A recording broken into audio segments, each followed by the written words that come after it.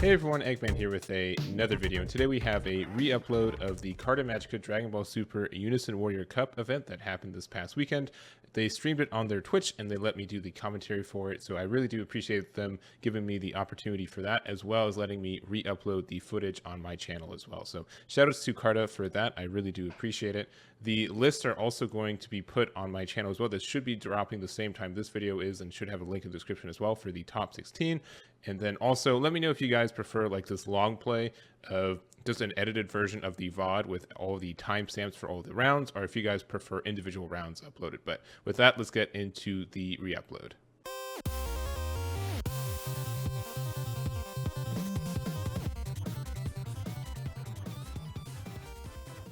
All right, and we are off. Let me reset this clock. All right, just a charge of Zangia, the best charge in the deck, because you do get the free cycle and combo with it. Playing the Aandroidd 17 to find the 17-18 combined. And also charging an Aandroidd 18 from the star deck as well.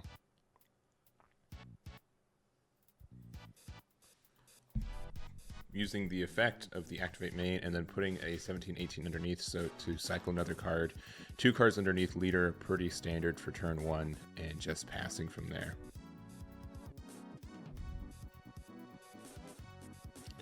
Alright, there is a Boujack charge and pass as well. So that is the regular Boujack, but it's the celebrations art of it, which it actually has Boujack on it, unlike the original art where it's mostly Vegeta getting punched by Boujack. So using the Unison there just playing the Unison, putting I believe that was a cell underneath it. That was pretty quick, unfortunately.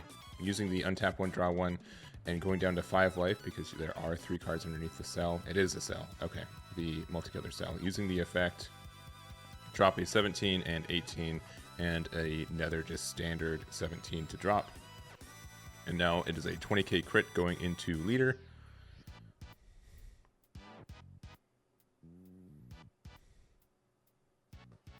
And just hitting a Zangia.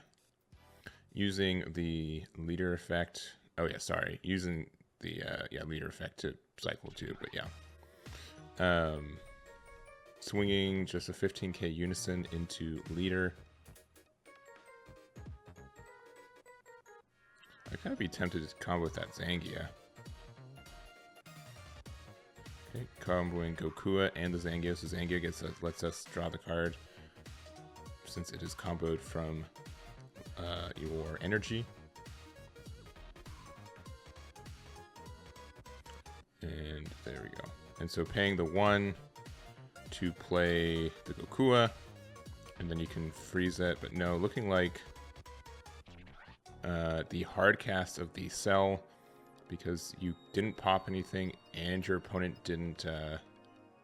doesn't have there's 2 of them. There's one that you can't you have to pop something, it plays it for free. The other one is that your opponent has no battle cards out. So I think that's the pop something, but it looks like they didn't have like a freezer to pop the Gokua. And then using all of the effects, so you get to draw 2 cards, 1 from the actual cell coming out and 1 from your Unison, and it should have 4 markers now, and then we do have that barrier cell right there.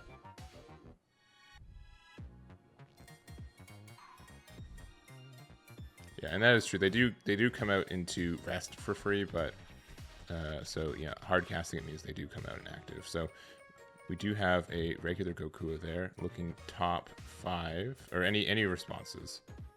Yeah, looking top 5. And you do see the Majin Buu Unison. That is good for next turn, so hopefully you get there. But it looks like, Adam's not playing a very big hand destruction. It's looking like he's just using the generic chain, which is fine, especially with the restrictions in the format for today. All right, and swing into probably Unison. All right, Homicide Clones. That's why his cell can be so good. He just awakens at 5, so you can start using clones immediately. All right, and then a dormant from there. that seems backwards. You definitely wanted a dormant to pop the Gokua, and then that stops the attack, and then you can block, and then you'd be done. Interesting. Yeah, especially since he swung with the Gokua.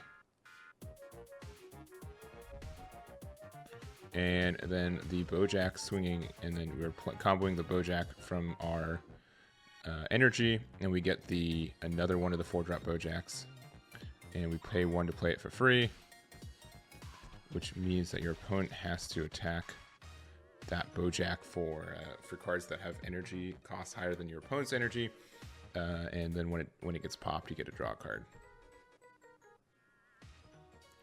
There is another Aandroidd charge there, using the effect to pop the Boujack, probably, or I guess the Gokua. Probably just pop the Boujack. Even though you get the card draw, you kind of gotta get rid of it anyways if you want to go into your larger cell plays this turn.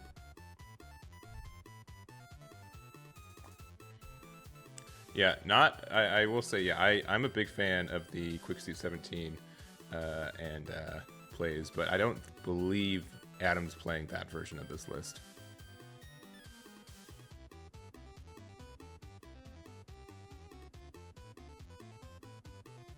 Alright, we've got Beto for the combo.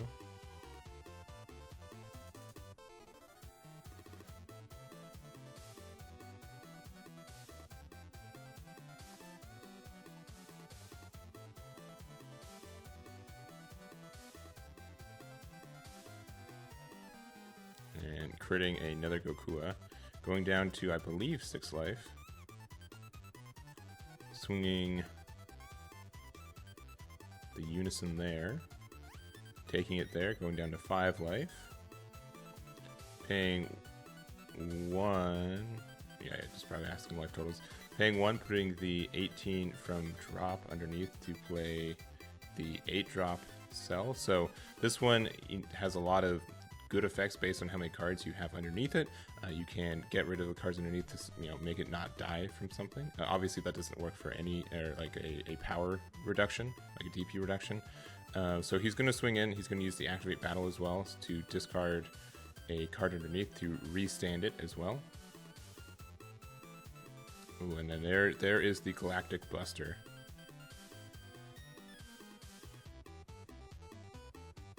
All right, so you are. So it's end of battle though. So you gotta take the swing, right? Like you gotta take the damage. You're not comboing out yet, right?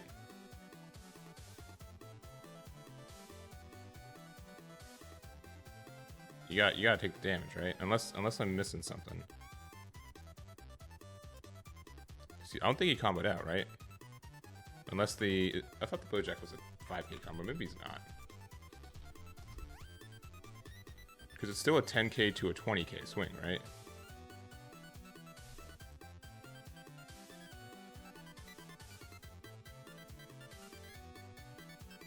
Unless he's swung into the Gokua. He definitely could have swung into the Gokua. I'm going to assume he did that then. Obviously I can't hear my opponent, so I'm going to say he's trying to swing over the Gokua.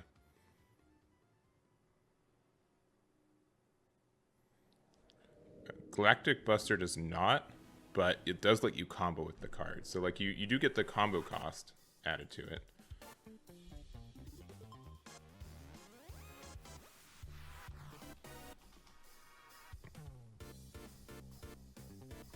Yeah, the Boujack. He's just a 5k, so I'm gonna guess he swung the cell into the Gokua then.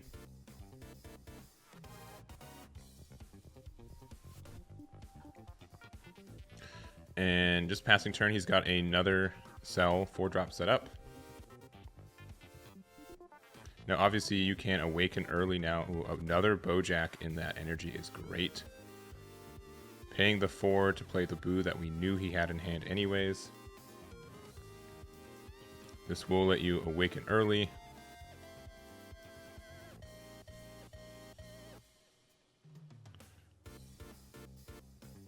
Draw 1 and untap 2. Or sorry, using the +0, rather.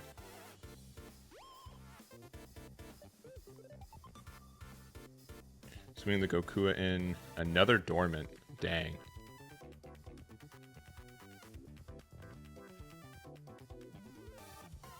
I'm going to guess Adam doesn't have a ton of cards in hand. A blue Impulse there. Some sweet tech that's just dropped. And then block with the Cell.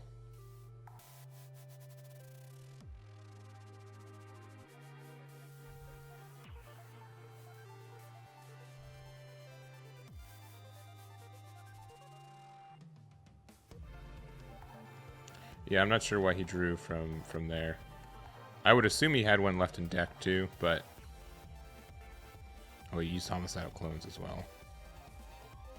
Unless he just drew one from the Unison, because the Unison's out. So did they draw one or did they draw two? So if they only drew one, it's just because the Unison Union Absorb effect. Though I think you did the Cell effect already for the 8-drop, so unless it's an Activate main skill.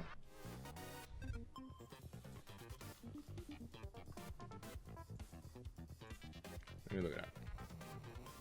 The new 4-drop does a Union Absorb, yeah, so... I mean, it should have been procced off the Unison as it is. Alright, popping the Goku with the Cell effect. Yeah, then that was a incorrect sequence from Adam then. Swing with the big 8-drop.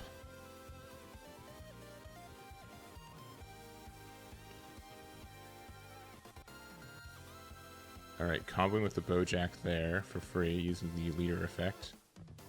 And I think like using the leader effect to do this on your opponent's turn so you get an additional free, play is a pretty big... Like, yeah, just being able to get that, like if you want to do another combo per turn. So there's 25k. And then attempting to play the Beto for 1. You get the untap, and then you can play the Boujack, which for 2 lets you pop, assumedly... I mean, there's nothing like super good to pop right now. Unless, I mean, you can... I mean, if Frieza's coming out, you pop the Frieza, but I guess it's based on sequencing. Swing your 20k leader to assumedly opponent's leader as well. Alright, you will block with the Boo there.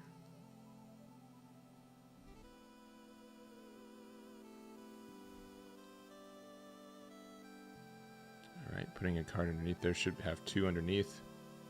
And down to 3 markers on the Boo.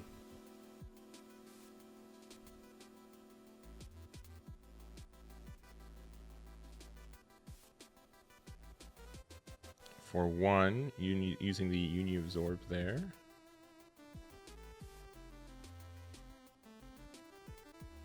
Getting a card draw from the Unison, and then starting another swing. So swinging into, I would assume leader, but I do not know. You can do the -1 to get rid of the, I guess, essentially get rid of some markers there, but using the restand ability of the active battle for the Cell.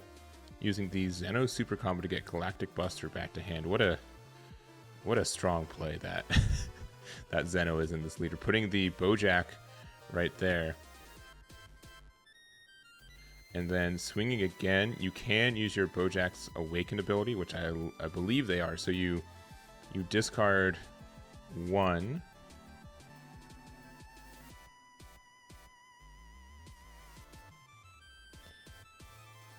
Trying to pop it, and then with the Boo effect, and going up to 30k. So Galactic Buster. Oh, okay. Or you can just Boujack for free. Take the 1, and then you pay 4 to play it. To attempt to pop the Cell again, and you get the benefits of drawing a card and everything else. So.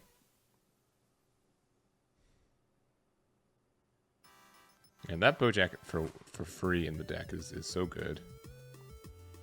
All right, playing a 1-drop cell there.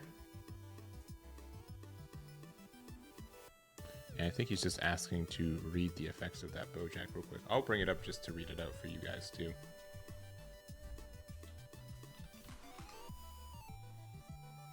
All right, Boujack says, for 4 at the end of battle, when this card sees a combo or hand, draw 1, choose up to 1 of your opponent's battle cards, place at the bottom of the owner's deck, then play this card from your drop area in rest mode. If this card is in rest mode when your opponent attacks with the battle card, switch to one of your opponent's blue energy, or switch up to one of your blue energy to active mode and switch one of your opponent's energy to rest mode. So Unison cards aren't affected by the swing.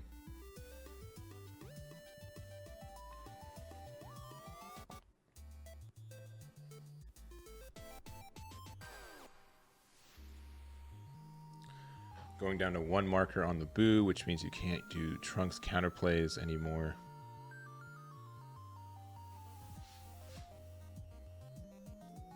Looks like Adam still has a pretty large hand. I mean, that's what happens when you're playing like the original, chain, where when you're using hand destruction, it's kind of at the cost of both players being low in hand sizes. But also that Boujack is a bit of a beast when it comes to the swing. It's a big dual attack 30k double striker as well, and that has a lot of pressure on a 30k.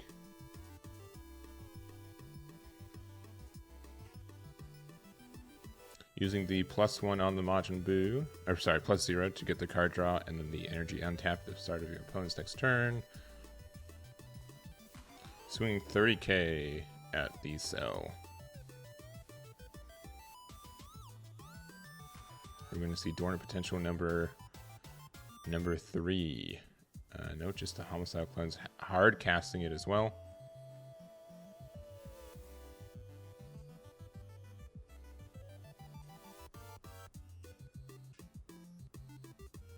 All right, swing number 2.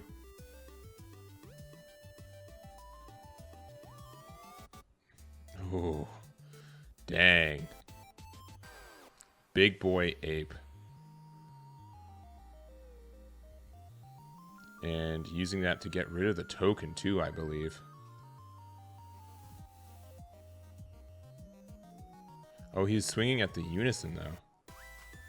Interesting.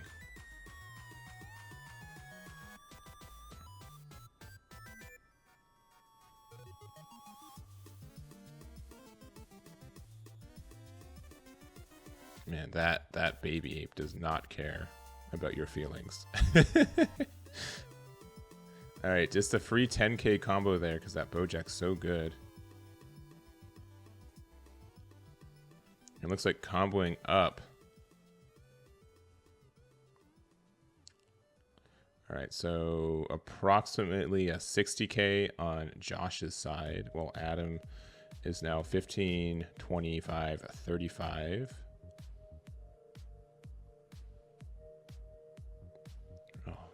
Must be nice.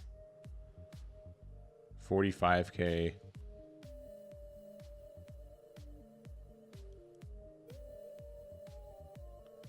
$55k, but it looks like Josh has this game. So GG's, Josh able to take it with a giant golden baby swing and ending it out.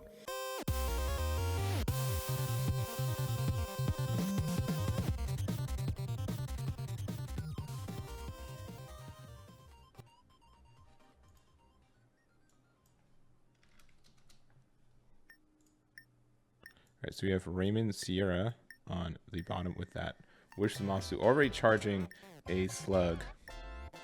And then we have Kendrick Fleming on the top.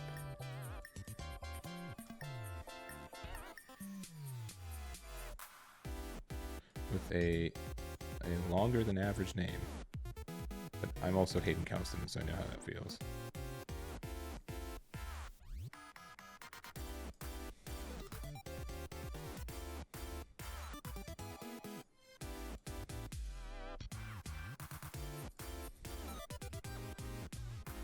Right, charging, and so playing the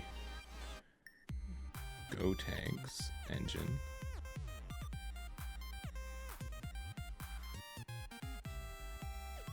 And playing another Hercule right there after charging one.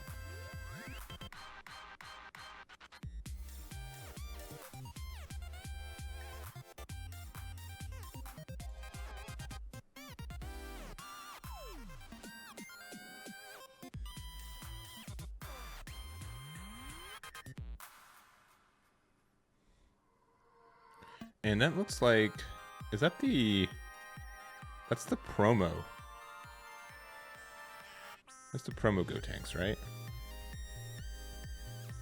Normally don't see that one played as much. And just passing from there. No, okay. It's just the unique critical one, and then it's removed from your opponent's battle area by skill. Your opponent may choose one card in their hand and discard it instead. Or sorry, you can discard the card to keep it alive. Yeah, but people normally do not play that Gotenks. Interesting. Alright, for 2, you're playing the Gogeta Unison. Looking in life for some balls. It looks like there's none because there's 7 left.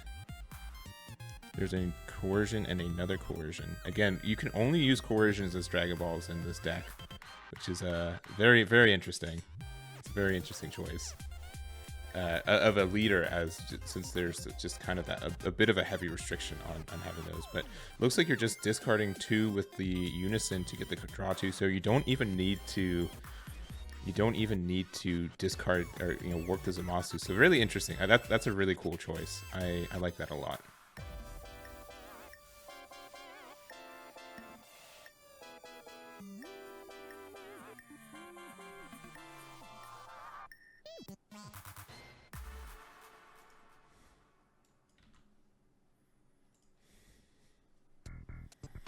Alright, playing their own Unison right there. Getting the untap, draw, and going down to 6 life.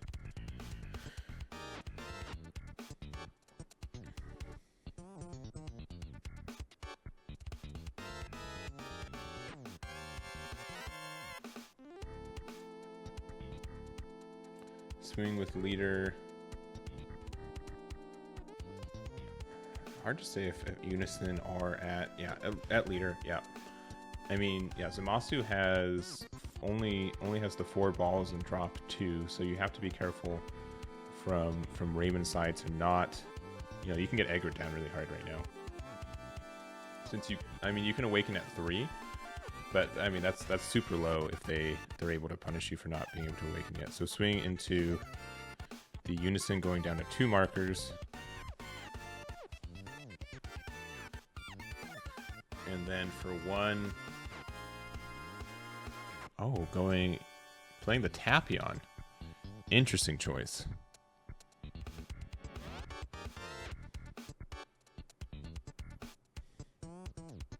This is a good matchup. I'm happy we got this one. There's a lot of good tech choices and interesting ones too. So playing the Tapion for free and just passing, just choosing not to do any Unison stuff. So I swore that Gotenks was an untapped 2 leader. I guess he's not, but I was like pretty sure. Yeah, I guess not. Because I always thought like you do the untapped 2 and then you can do your Unison plays to get a Union plays to get like the extra card draw off the Unison 2.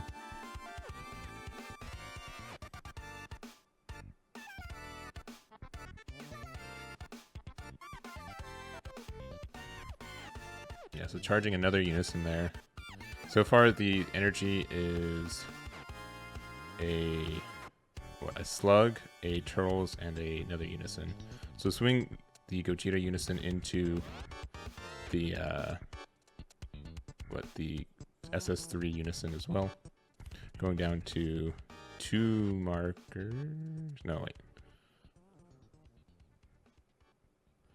Alright, adding 1 ball from life.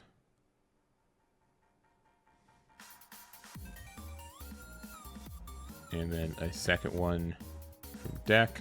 So there should be 1 more before they can awaken. And that's the thing with Wish decks too. You gotta see the balls, and if you don't, then sometimes you just lose, and it's not really your fault.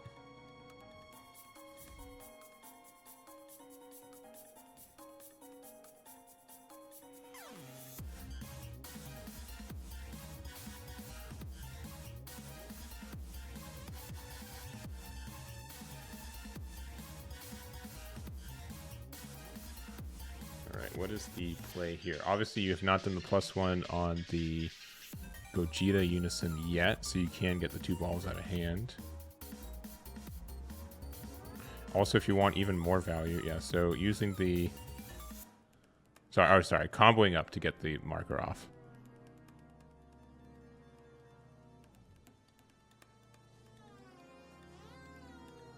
Oh, did he not do the +2?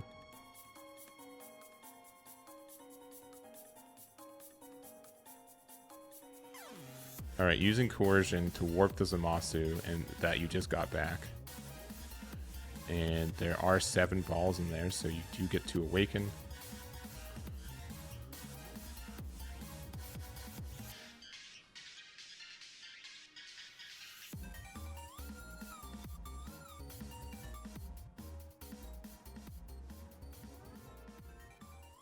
Yeah, you get to draw a card, you put it at the bottom of your deck, and then you shuffle, which is yeah, it's a weird sequencing of things for the Zamasu Awaken.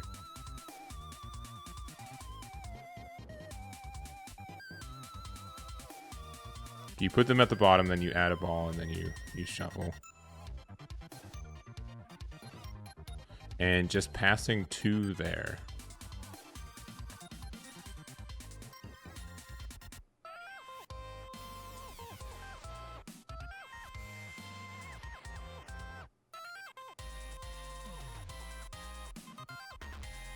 I'm surprised too that there wasn't there's a Tapion right there. I'm surprised they didn't block the Tapion to save your blocker, to save your Unison as well.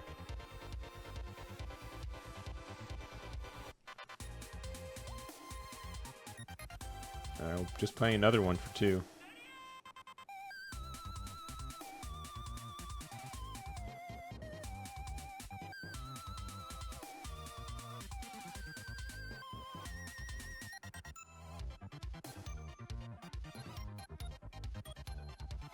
Alright.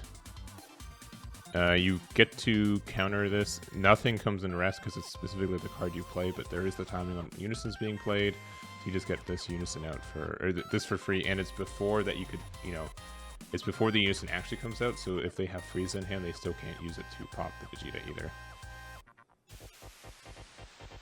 So swinging leader somewhere.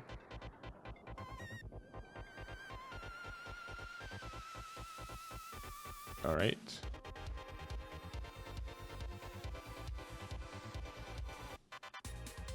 And if I was Raymond, I'm going to guess either. Okay, that is a strong card. So for 1, you get to live, and then you get the Poutine out because you rested stuff, and you rested your opponent's cards too.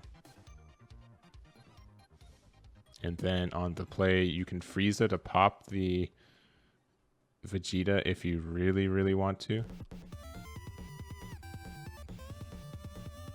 And looks like he really, really wants to.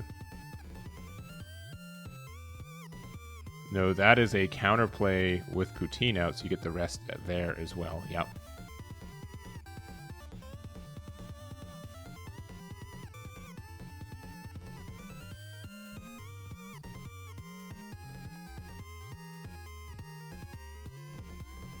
And then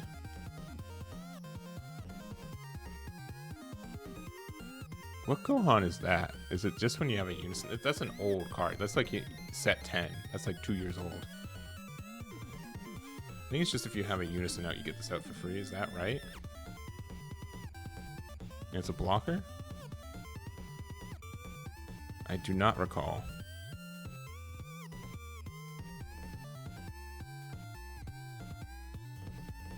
And just passing the turn there. Not doing any unions yet.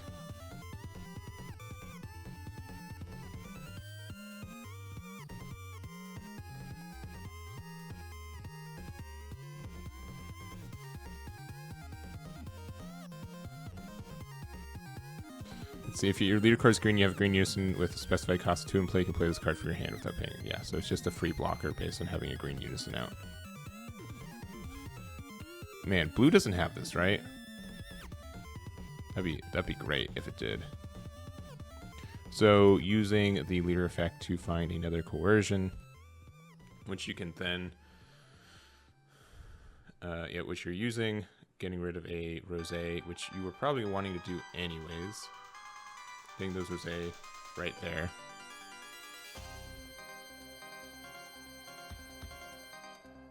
Swinging with the Unison somewhere.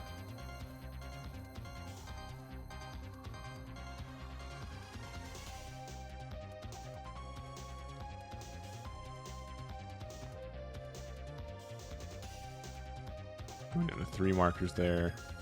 Swinging leader into assumedly Unison.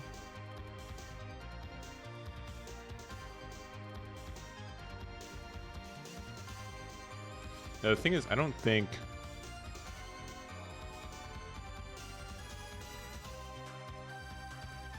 I don't know. I'm going to be interested to see what Raymond tries to... Oh, so comboing a yellow-green to play the yellow-green Turtles. All right, let me bring this boy up, too.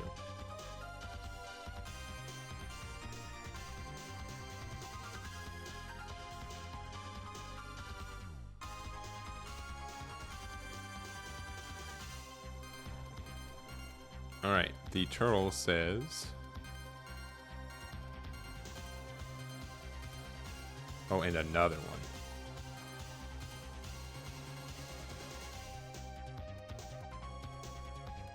All right. Yeah, rival for 1 yellow. When this card's played from your hand, draw 1, then choose 1. If your leader card's green, doesn't happen. If your leader card's yellow, choose up to 1 of your opponent's battle cards with any cost 4 or less and KO it. A third one, my dude. Right, that's a lot of turtles.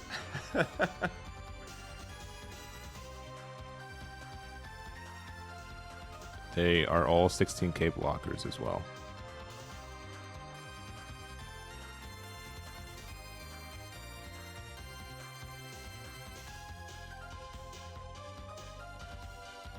And looks like just swing into the... Guessing the Frieza? Yep. Man, doing such a good job clearing the board every turn. Discarding 2 yellow cards.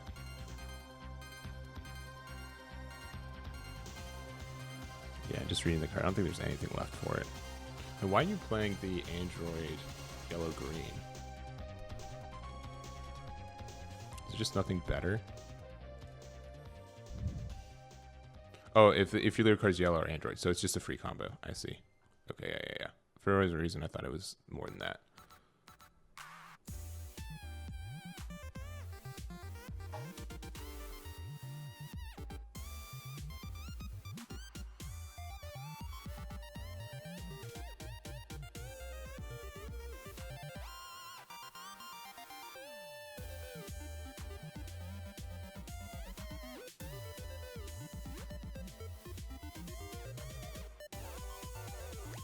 This is a tough spot for Kendrick, I think. Just having the Unison not live for more than a turn, not being able to get any additional benefits from doing Union Fusions. You do have like a solid amount of cards in hand, and you still have 6 life, but yeah, using the leader, swing in. Oh, Mecha Frieza right there. Yikes. The good thing, like the interesting thing too, is that those coercions count towards the cost reduction of Mecha Frieza. So it is incredibly easy for, a turn 1 Mecha Frieza. Not that, that would be necessarily the best play, but yeah, Frieza is very good in a Wish Zamasu list. It just has such a good synergy, and it's always a 1 cost. All right, hard casting no, sorry, never mind. Using the Union Absorb.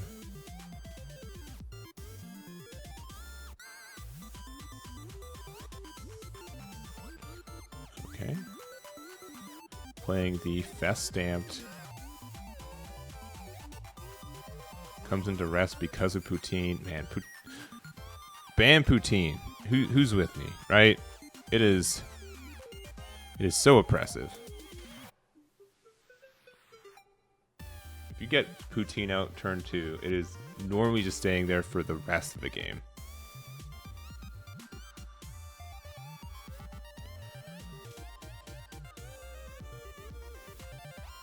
And the whiff even, dang.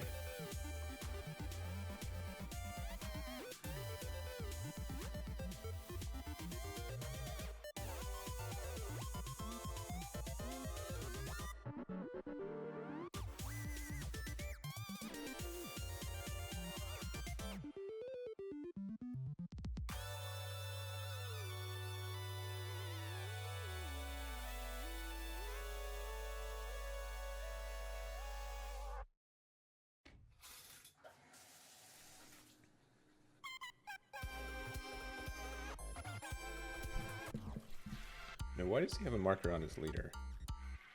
I don't think there isn't anything for...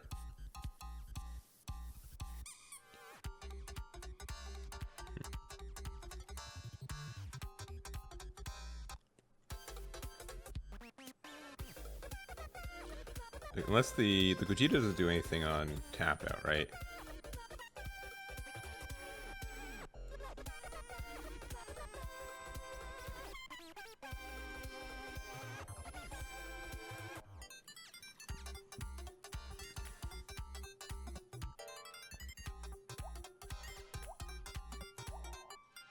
Oh, sorry. If all your if it is okay. Okay, yeah. If all your energy's in rest mode, your mono yellow leader gets plus 5k during your opponent's turn. Interesting. And you could do like the -4 next turn, and they can only choose 2 of their energy to switch to active mode. Though, if they have any untapped energy, they stay untapped. But they're tapped out, and then you use that. They only have 2 energy next turn. Or sorry, 3 energy next turn.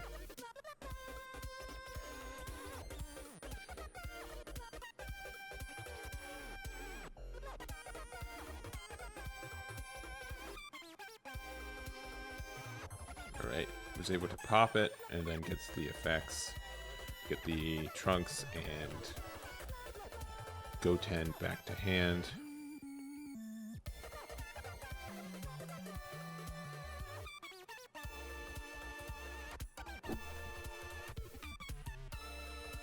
Alright. Finally down to 5 life. Gonna play the Homicidal Clones, getting the additional marker on your Unison because they did play an extra card.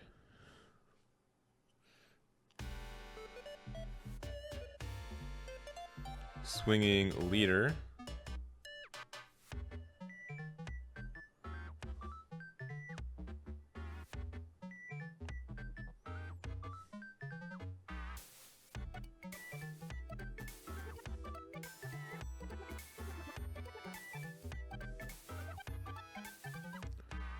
Combo there.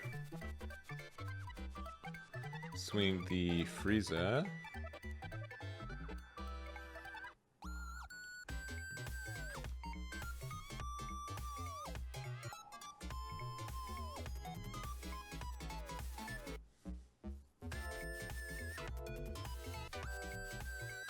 Comboing the Frieza, swinging 8 turtles.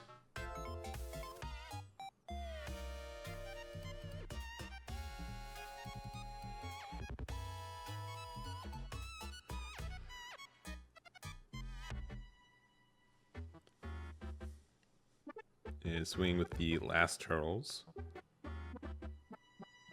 There's a somewhat fat stack in hand too, probably about 10, 11 cards in hand. Kendrick really wanting to not go past 4 life right now. Doing the +1 there. Discarding 2 cards. Oh, you can choose not to, right? You can choose to not, which I think it's fine. Yeah, that is fair.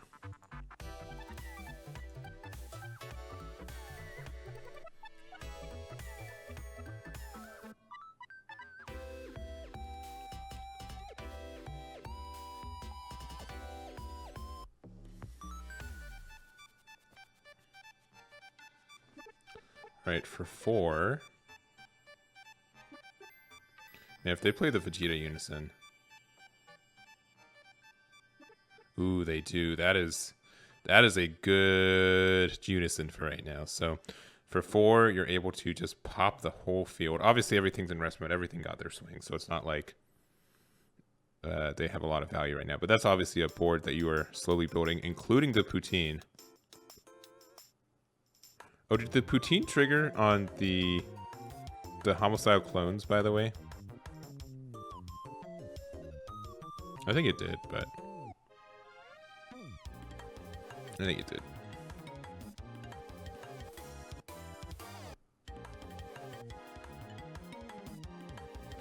Alright, upticking the Unison.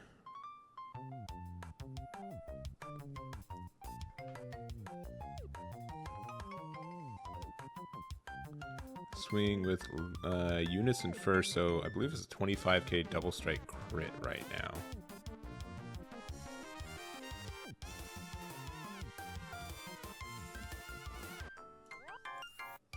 And there's the mecha.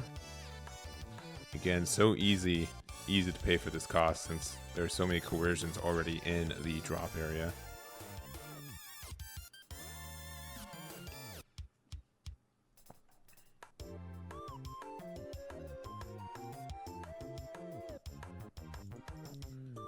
Yeah, so that Vegeta's a double strike crit. It's auto, choose one card in your hand, discard it. When this card is played, choose all of your opponent's battle cards, ignoring barrier, and KO them. And then +1, it gets plus 5k power for the turn, so it has 5 markers. And then for -5, if your leader card is green, choose 3 cards in your opponent's hand and discard them. So you kind of want to get rid of those markers there.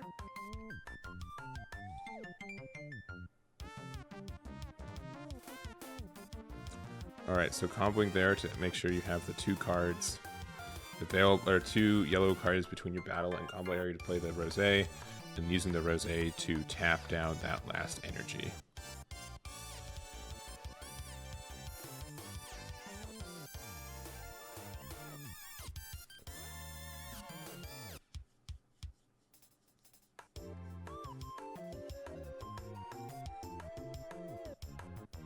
And there is the turn pass tapped out completely. Obviously, there's a Dorn potential in hand, but you for sure want to get rid of at least 1 marker on this Vegeta, unless you feel like you can go in this turn.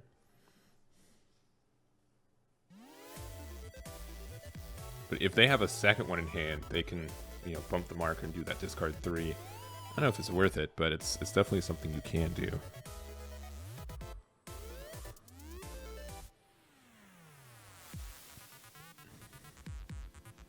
Additionally, since they are tapped out, you can feel kind of good using your Gogeta effect.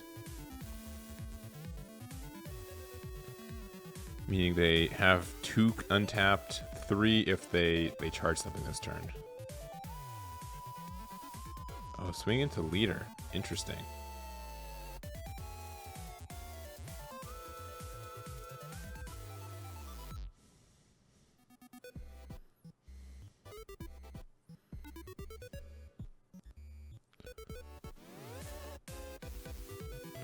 Interesting.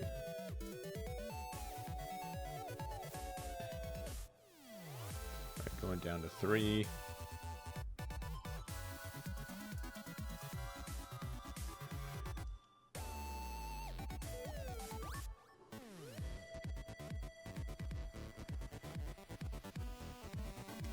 And I believe that's just leader effect to draw 1.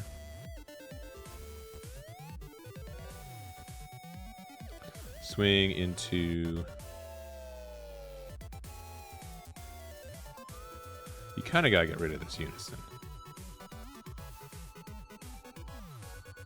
At least a marker off it.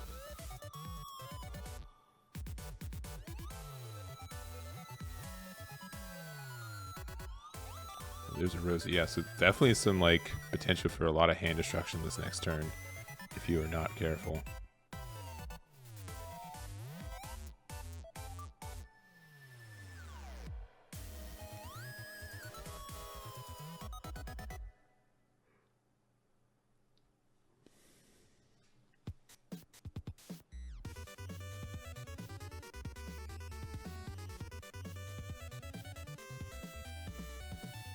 And that time is ticking down. 5 cards in hand, I would believe. Yeah, I think they're just going to do a hard 3 cast of Slug. Yeah, there's the boy. So swing, hopefully into Unison.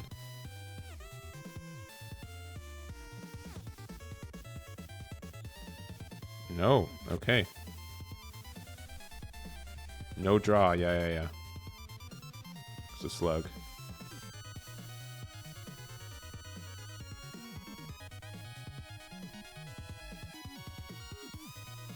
Right, doing the -3.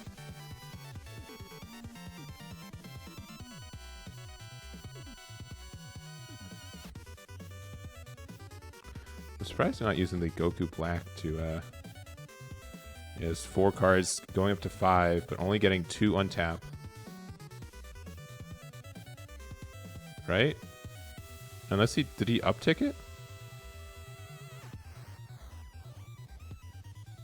I'm surprised they did not do the minus. Shouldn't they only be at 2 energy right now? If he didn't do the minus, I get it, but yeah, there we go. Okay, there we go.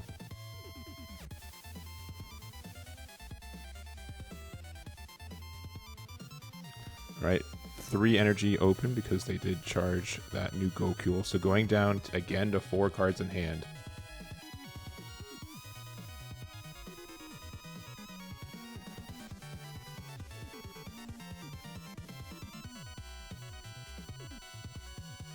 No, I think Raymond should have just gotten at least 1 marker off that Vegeta. Because even if he pops, like, that -5 can do a lot.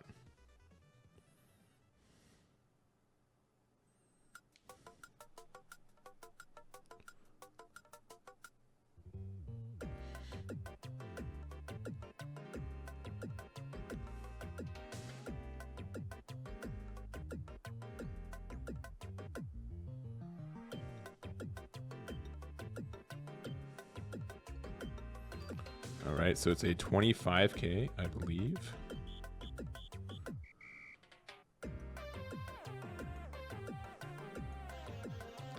And another Black Kamehameha to get the draw. And then a Vegeta there. Unless did he uptick it? No, never mind. He did not. It's 25 to 15. It's only a 10k combo with the Black Kamehameha. Swing with leader next. Going down to 4 life.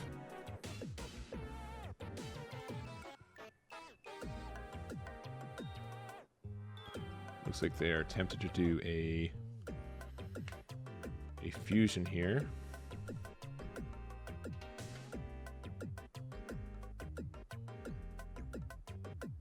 No, do they get the top deck with Slug? I can never remember if Slug just stops drawing, because you're not drawing a card, you add it to hand.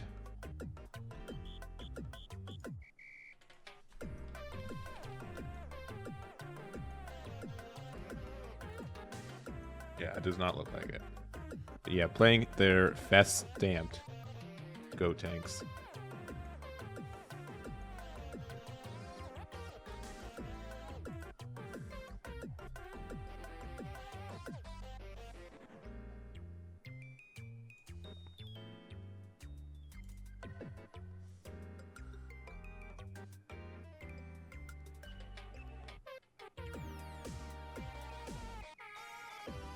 And yeah, if they do get the combo step, yeah, so Krillin there.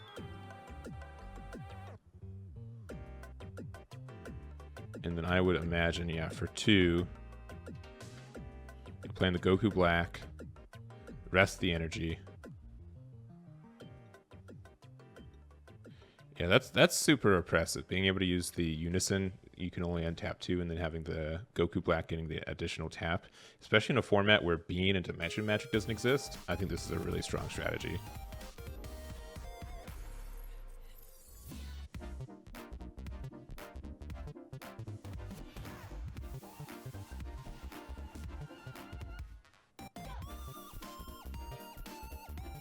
Right, using the Chilai super combo to get out of that one.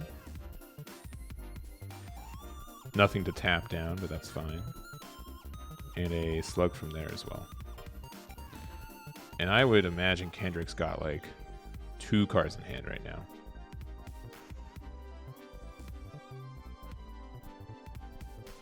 And yeah, one more.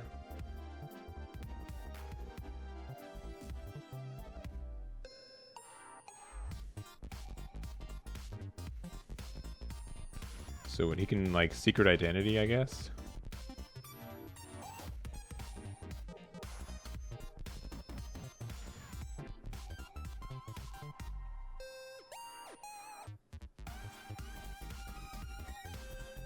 Man, I really like Raymond's deck. It looks super fun. And by fun, I mean obnoxious, but I mean, what's the difference? Am I right? Alright, using the -5, having to discard 3 cards from hand. Your opponent gets to choose them too.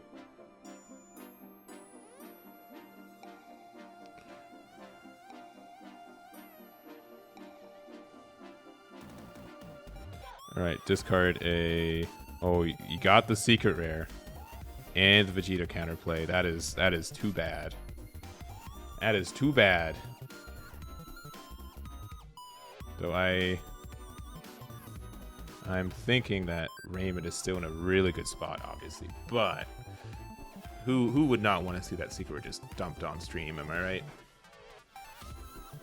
I'm going to hide the clock because we are moderately accurate, but time will be called shortly.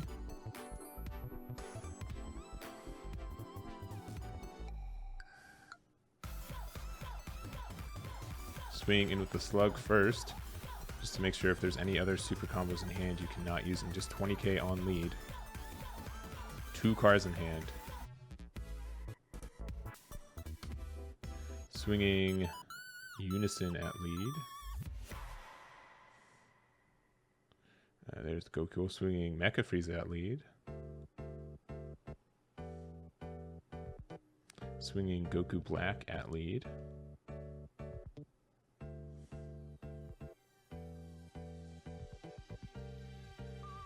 Is drawing... No, you just... Is it a cost to draw 2? I don't think it matters. I don't think it matters either way. I think Raymond has this any... Six ways to Sunday, but... That would be interesting to see. Let me see the wording on that.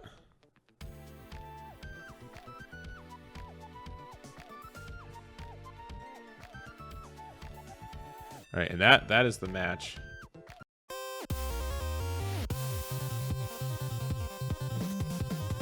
All right, so here we go. We've got table 9. It is Bryan Samuels versus Anthony Quintana. Bryan's got a sideways cam, so actually doesn't look too bad after I zoom into it, but I did have to do a couple extra delios for it.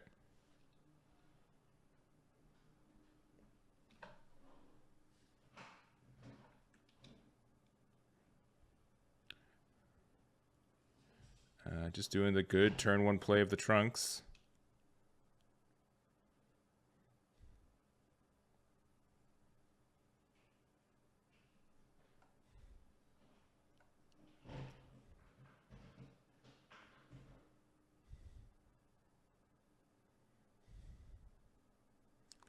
Going into the Vegeta. Swing with leader.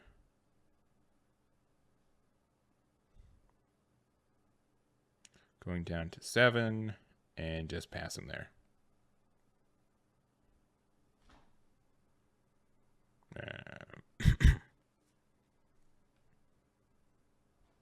Doing the top 5. Get a Goku in there and the Vegeta super combo so you are viable for your plays.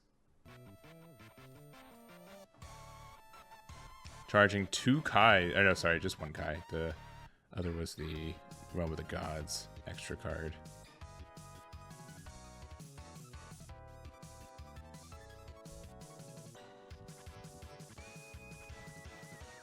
There is the Mira.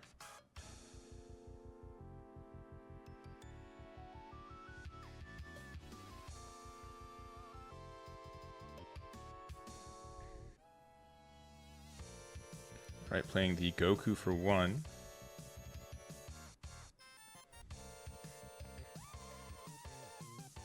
And just passing turn there.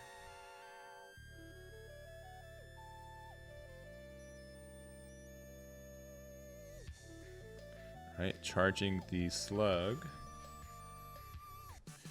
Awakening due to the effects of the leader. Drawn 3, 2 from life, and then 1 from top of deck. Swinging leader into assumedly Unison. Yep, getting the Trunks play for free, which lets you get the Vegeta from deck.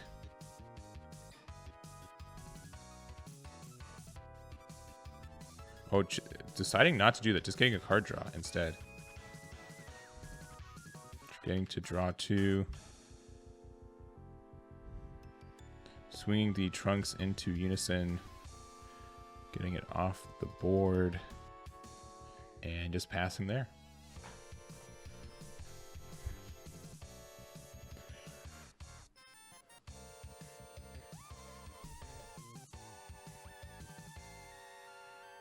Alright, there is the Vegeta charge. Again, we do have a Goku and a Vegeta already in Warp.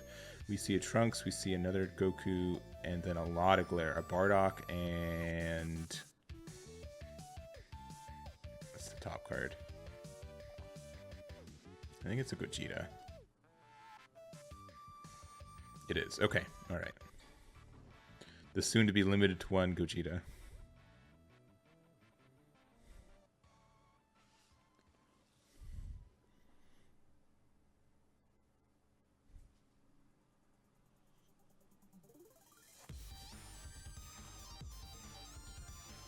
And probably just asking to clarify the effects of the Trunks.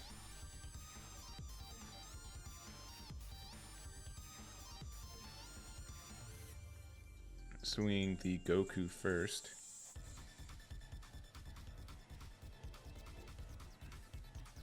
Taking the life. And Bryan's taking the 15k to leader.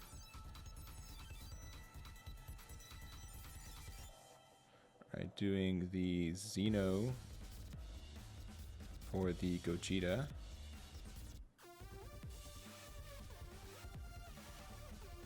Swing with the leader. Taking the life, drawing the card. And probably awakening here. Yep, doing the awaken, the untap 1 and draw 1, so you do have your full 3 energy back up.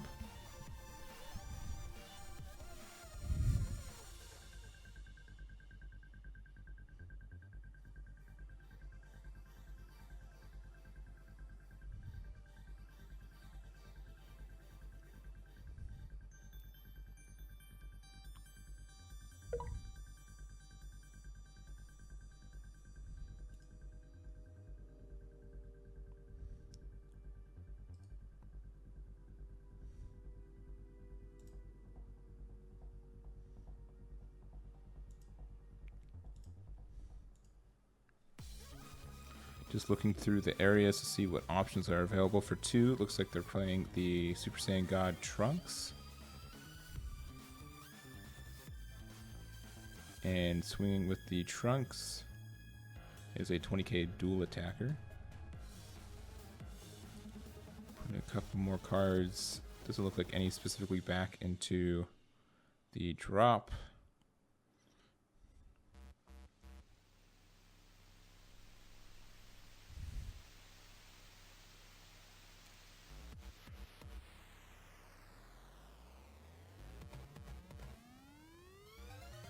Overwhelming the Goku. Using the effect to get the Gogeta to hand. Swinging a 30k. Now this might, if you know Mecha Freeze exists, oh, you don't have enough cards to actually play the Mecha. You only have the 1 card charged.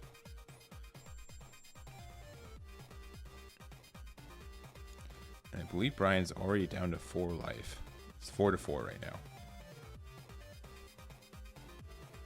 Ooh, that is a somewhat relevant hit. Yeah, so doing the Black Kamehameha, getting the rest on the Trunks. Get in the card draw, and then the slug there.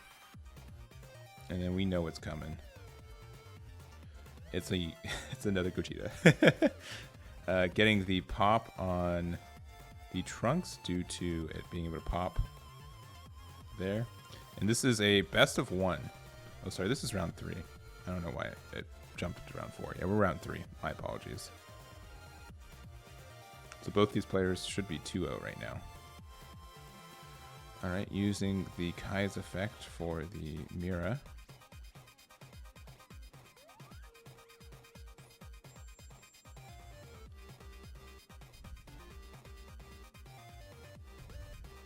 Getting the cycle there, end of turn overwhelm ends, and passing there.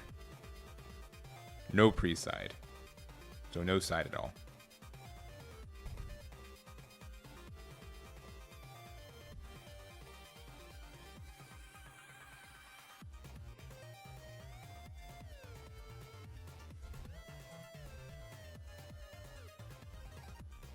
All right, swing leader.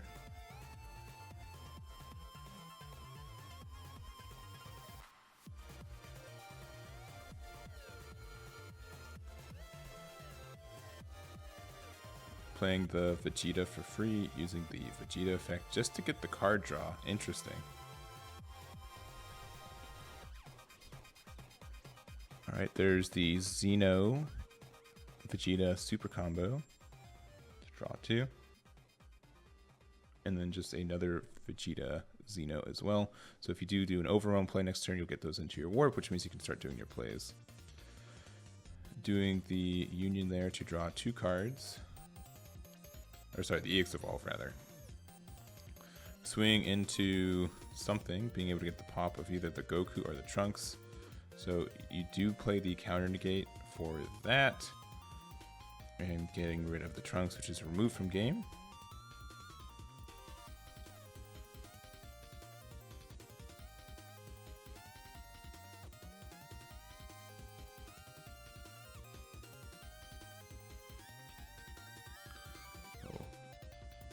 Doing the adjustments. That is not on me, promise. I would say, all right.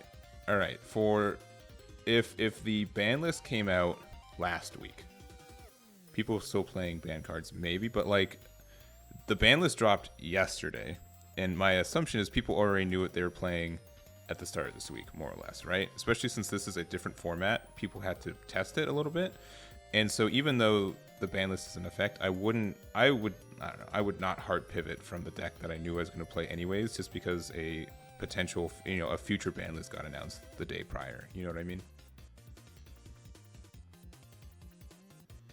All right, playing the good boy, the soon-to-be one boy.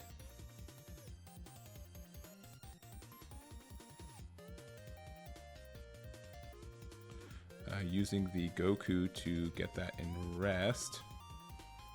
You do have the Black Kamehameha and the release from evil in energy and drop respectively. You do get the card draw there.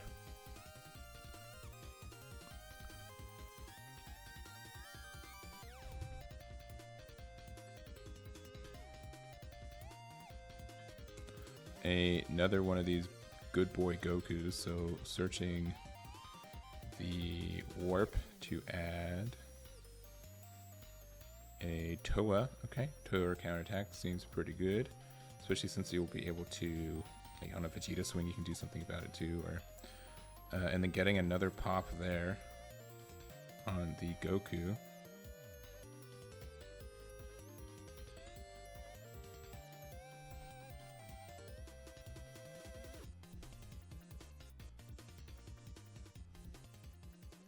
Alright, swinging the Goku, assumedly on lead. Alright, there is the Mecha Frieza. You do have to discard a card, or warp a card rather, from Goku. Oh no, sorry, it's just limit 1. That is correct.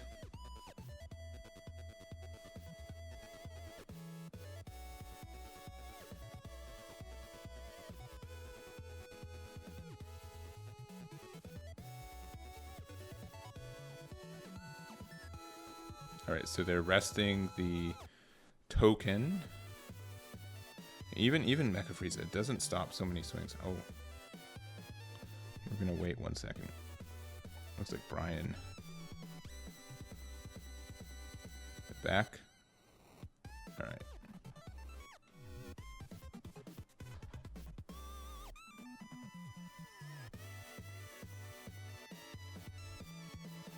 Now it's up to Anthony if he wants to, like, so for the record, for situations like this, if you want to call a judge on your opponent for your camera disconnecting, you can to get a warning for the day for it. So I think Anthony and Bryan know each other enough that, you know, this is probably not a concern. But you know, if you're playing against an opponent you don't know, you don't trust, make sure to call a judge if something like that happened.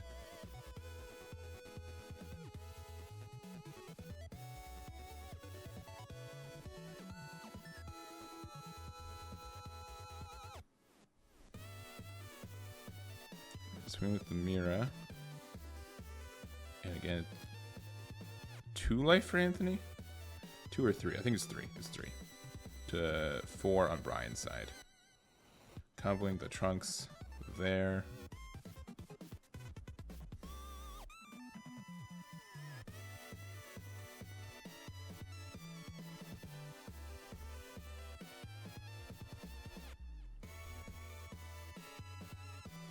Alright, and still, you know, a somewhat large board for Anthony's side. You do see a couple Gogetas there. They got the trifecta.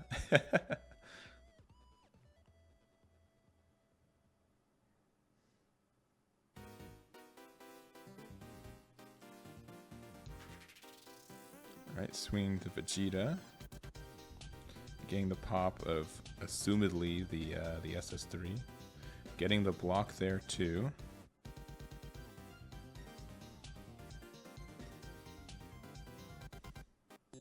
And comboing to let it survive. Swing with the Mecha Frieza. Using the other blocker while you still can.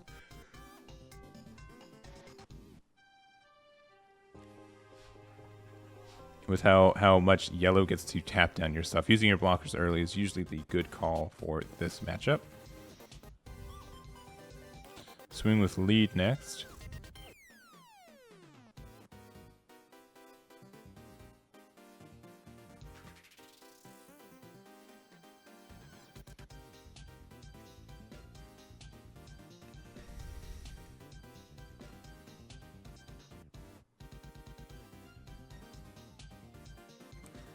Alright, playing the Trunks, getting the card draw there. I mean, like, it's interesting to see that, you know, there's not a lot of free playing going for Bryan, but it could also just mean, you know what, I don't have the EX Evolve anyway, so let's get the card draw and see if we can get it.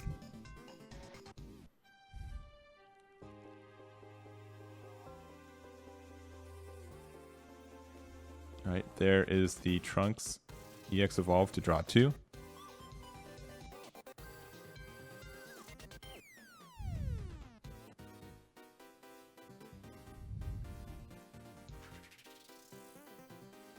Using the future Palma effect, looking top 7. Able to add any Trunks R Vegetas, so looking to add the 3-drop Vegeta to hand.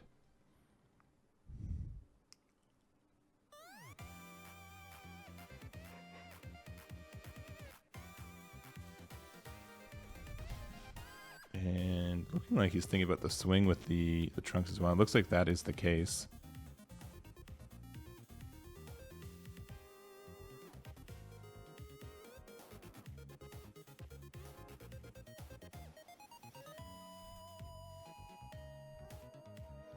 And making it a 24K, I believe, to the 16K. A lot of weird numbers. All right, and then the equally soon to be banned card, getting rid of the token and the other blocker. Looks like swing into the leader, probably. For 1, using the Kai that we knew existed. It gets put in rest mode due to the Trunks.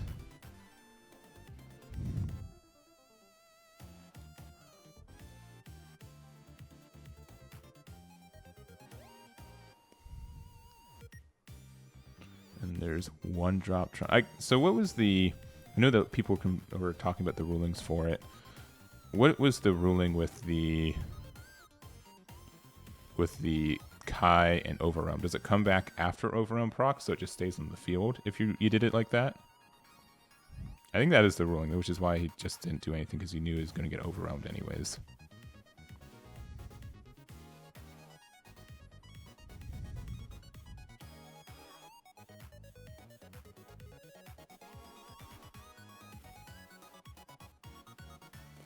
Right, we've got the Goku. One drop, swinging in. Or, sorry, it gets rested due to the Trunks. So just getting the Trunks proc on something small. And then for one, using assumedly a Xeno fusion here. Getting the Trunks and the Goku 5Ks.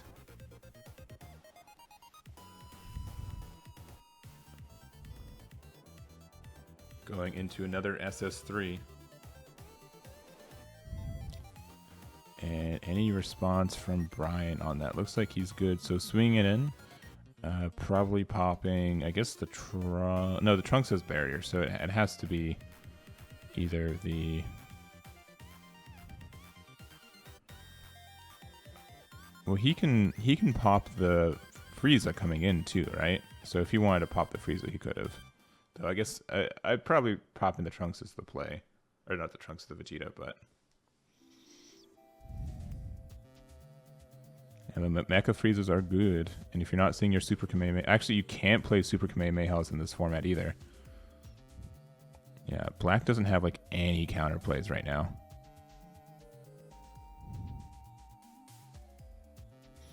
Alright, getting the pop of the Trunks as well.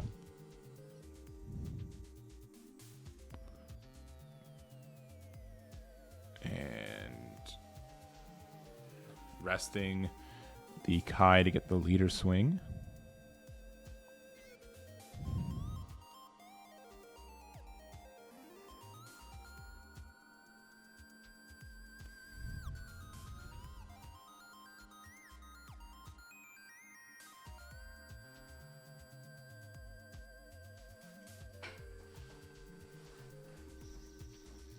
Ooh, another Kamehameha.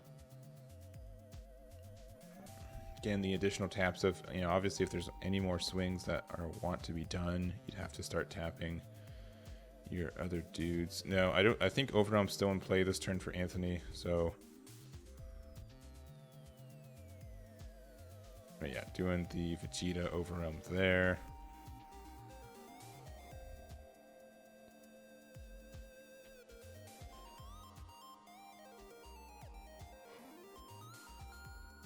Warping a Trunks from hand, and then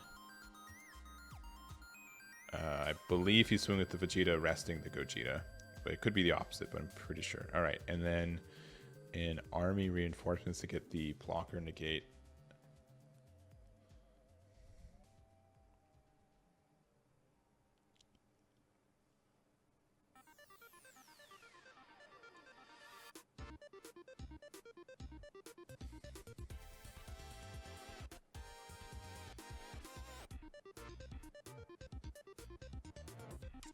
Interesting. So that is the Kai secret rare. Let me make sure. All right.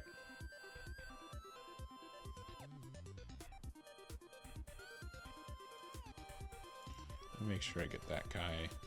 We saw that in Tennessee that this card was seeing some play too. It is the Supreme Kai of Time Brainwash. So for one, if you have 3 or more energy, play this card from your hand, active battle. And then for one, if your leader card is black and you remove this card from game until the start of your next turn, your opponent can attack with battle or unison cards unless they choose one card in their life and place it in the drop each time. So pretty much just guaranteeing another turn.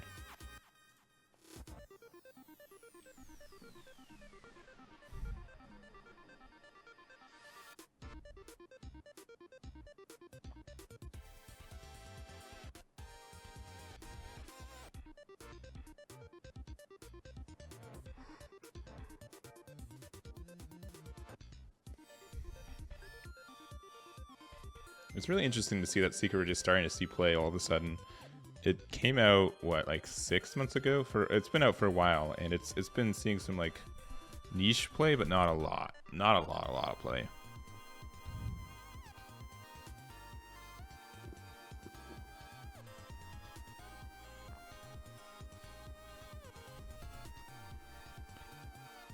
Alright, swing with leader.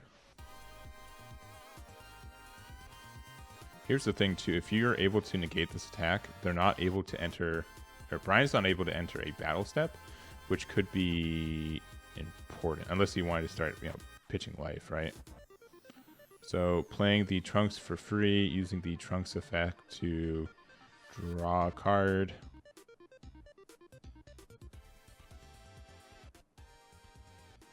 And 25 by bottom decking and drawing 2.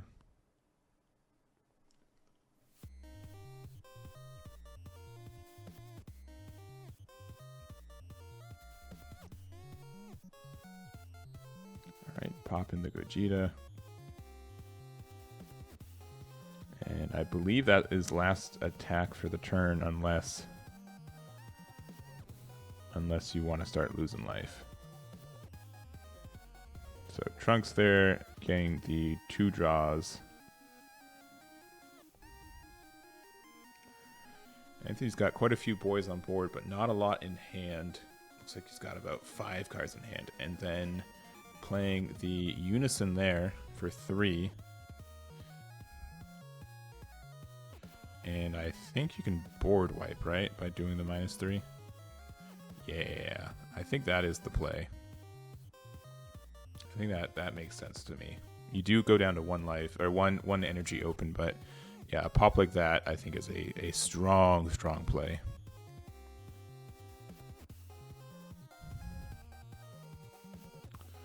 All right.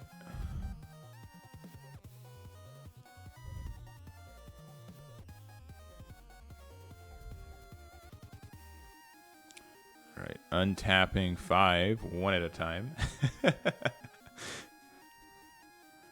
Yeah, I'd say it's not looking fantastic for Anthony now.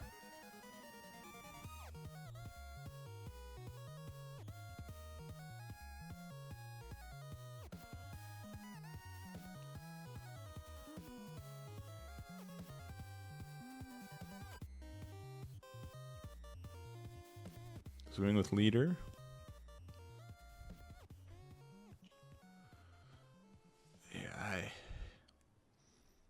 Yeah, Legendary Super Saiyan to draw a card and rest the Unison 2, and then just comboing up.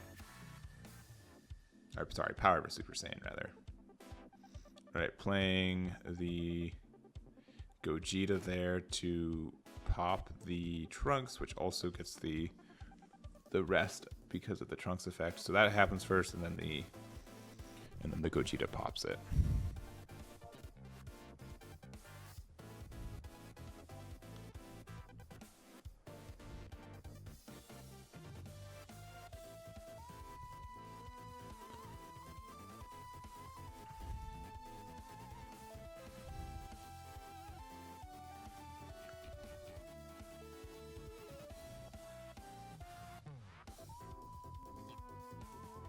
Alright, playing another one of those Gokus, searching out a Gogeta. I think that makes sense to me.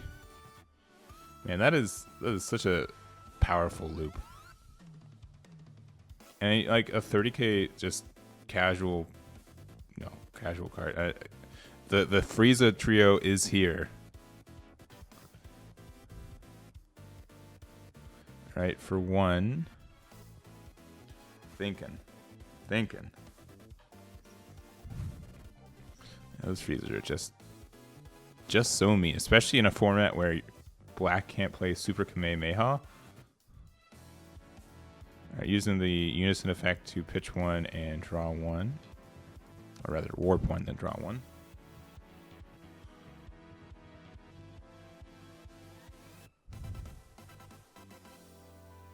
Alright. Doing the Union. Popping any Frieza he wants. swing into leader, having to rest a card, which is the Kai energy, so just down to 2. You've already used your overwhelm for the turn. No secret rares are left in play. I think it's just a pass from here. Unless you get like a 1-drop Goku and just like swing, take the life, and swing for it all. Alright, using a super combo there.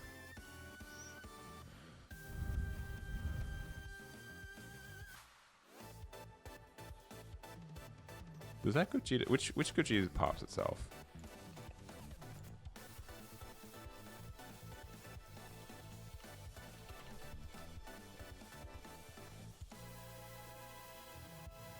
Yeah, that one doesn't pop anything. It's the other dude.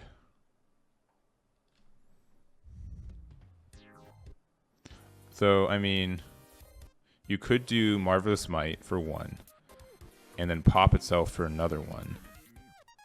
And then from there, play 2 cards, which you could rest the other 1 to get the swing.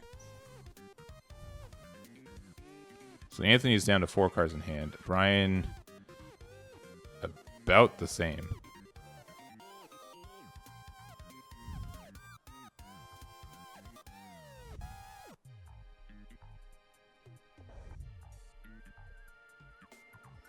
Charging there and swinging.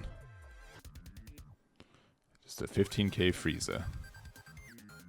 Comboing 5. Frieza swings again.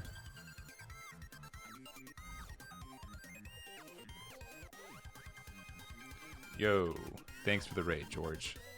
I assume that your tournament did just. I'm happy you get a Saturday off. I'll say it like that. I'm happy you get your Saturday off. No, Bryan takes his life weird. He's at 3. He's at 3 life. Anthony's down to 2 now.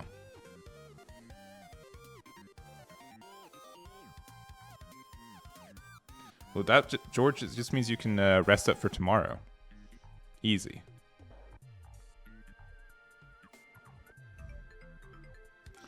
Alright, swinging with the Vegeta, popping the Gogeta. 20k on lead, assumedly. Only 3 cards left in hand.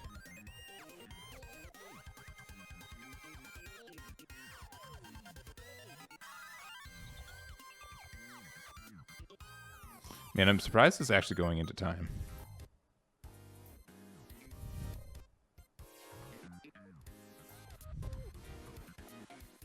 Going down to 1.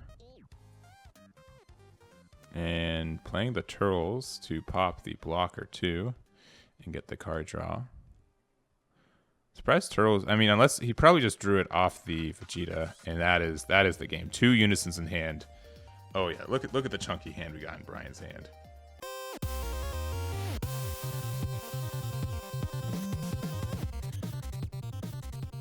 And the clock as well is ready to go.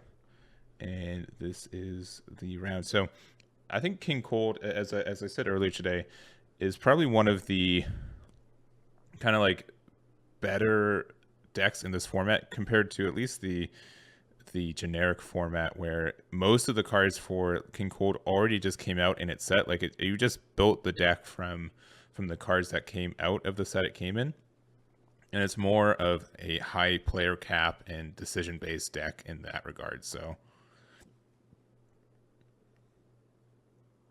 playing the 1-drop, finding the Tambourine, and should be passing there.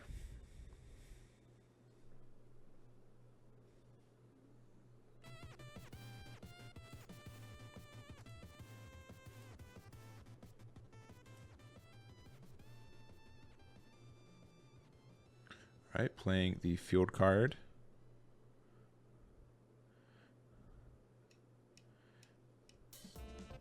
And let me make sure I'm going to just get all these green field cards next to me real quick.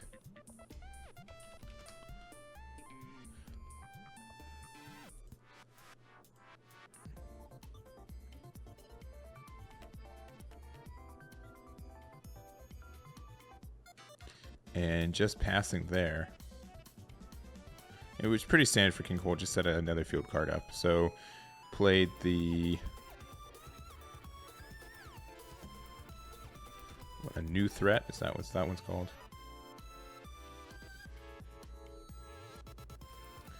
For 2, playing the King Piccolo, which is the good choice. Swing with leader, putting the tambourine face up.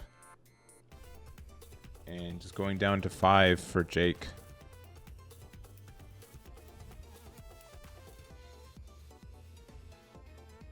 And just passing from there. 3 markers on the Unison.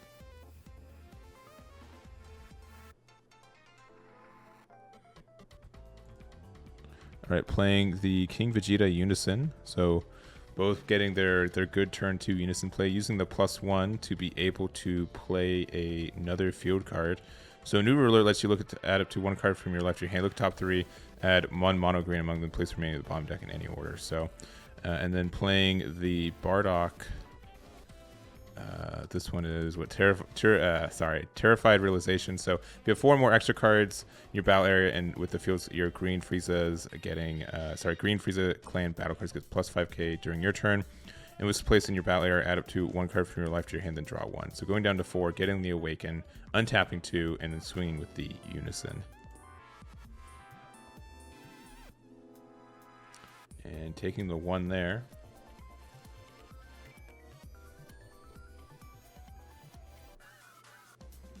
And probably the best play is if you can play the Unstoppable Invasion. Yeah, so Unstoppable Invasion. Then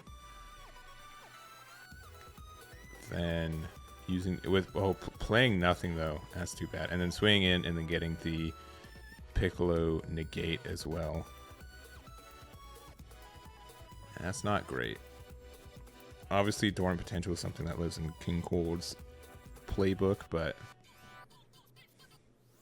I want to put a little bit more pressure on there too. You do have your 4 field cards, so you do have your effects there, but not being able to play any battle cards out. Yeah, the Unstoppable Invasion gets the double strike. The new ruler, I believe, is the one that plays the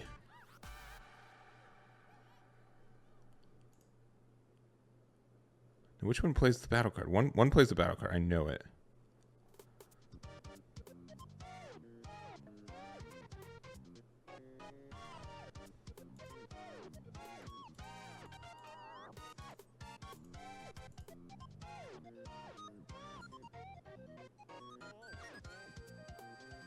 All right, so with the cooler counterplay,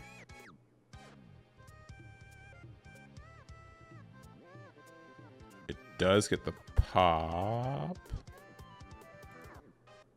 Terrorize is only during your turn for the Terrified Realization. So that cooler, even though it is a 15k, you do get the effects off there.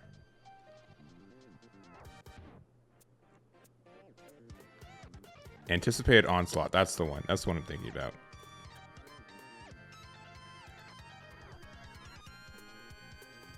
And there's the Dormant as well. To pop the 1-drop King Piccolo.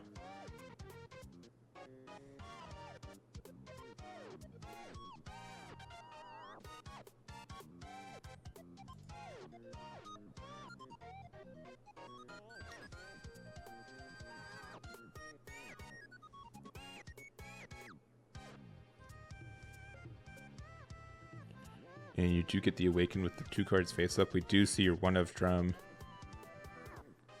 And then swing in with the 4-drop Piccolo. Big old 20k double strike. And then getting the additional negate there to make sure that your leader stays alive. So Royal Supremacy is a rare. Negate the attack, then choose any number of your opponent's battle cards to total energy. Add up to 3 or less and KO them. And then, if you're 3 more green extra cards with field in the battle area, you can activate this counter skill from your hand without paying its energy cost.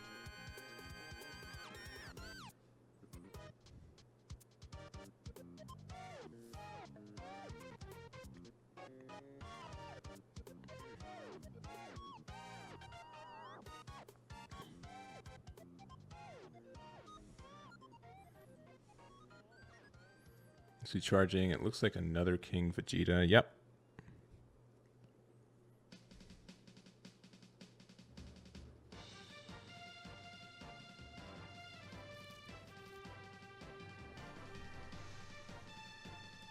Playing Anticipated Onslaught as well to play the Berry Blue, using the Berry Blue effect. Look at top 7 for a field spell or a green Unison with 2 or less. Or a field extra card, rather.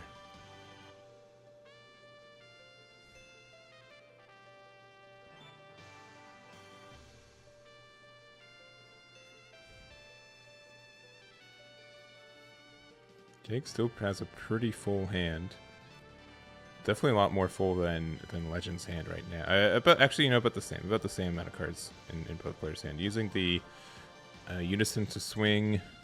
I wonder if he wants to swing into the... Where's the swing going?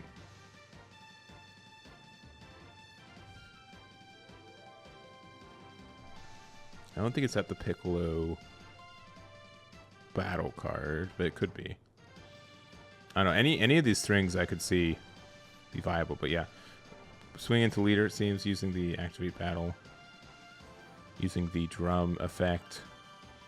And then drum will pop the Berry Blue, but then you freeze a counterplay to pop the Piccolo. But also you lose it because of the Piccolo Junior Unison. Alright. Oh man, having his discard pile on the left there spread out like that, that is potentially confusing.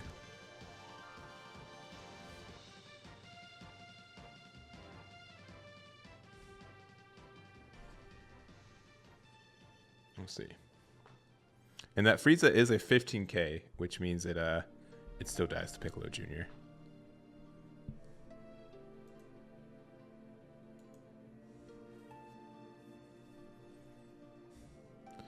And we have the Gohan Unison.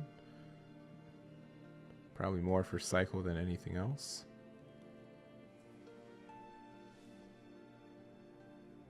Do you guys remember when there were 4 drums that could be played at the same time? And like there were also pianos on board to get more cycle from it?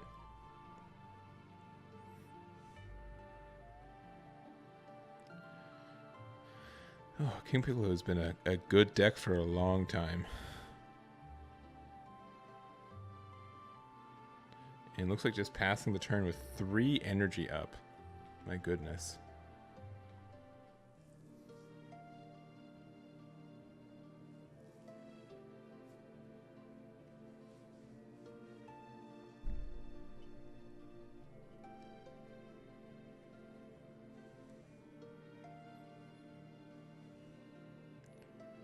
Alright, is that another dormant? Yeah, I think so, right?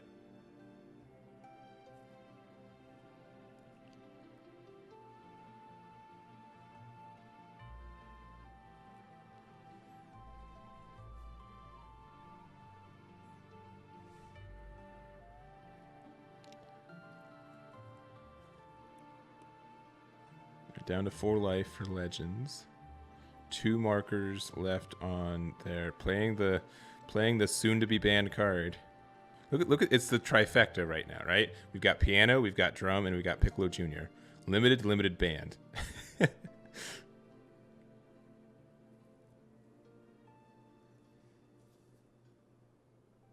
right, playing the 1 drop, looking top 5.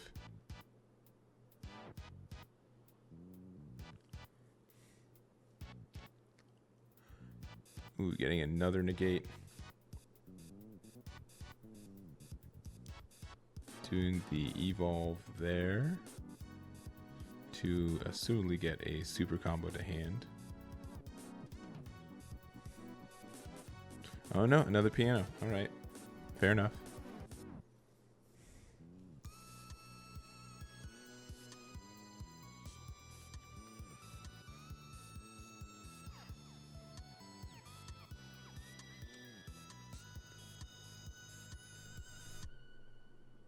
Right, swing King Piccolo in.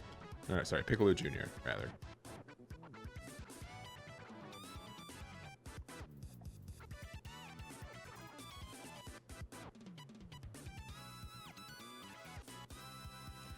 Getting the symbol there.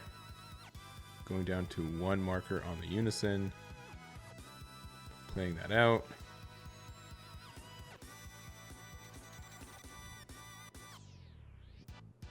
Getting the additional card draw. And marker. Man, do you think King Piccolo will see play after this ban list? They just lost 7 more cards.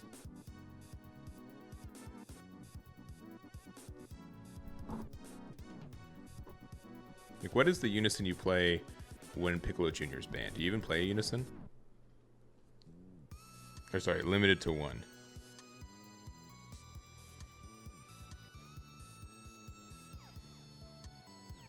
Yeah, because at that point, like, if you like playing red aggro, you just play E7, right?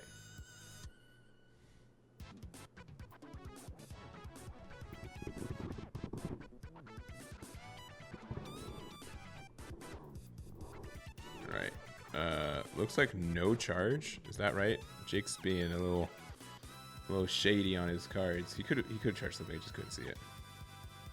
Comboing, getting the free play down to 4. See new ruler in there. How many cards have King Piccolo lost? They've new rulers only at 1. It's not technically a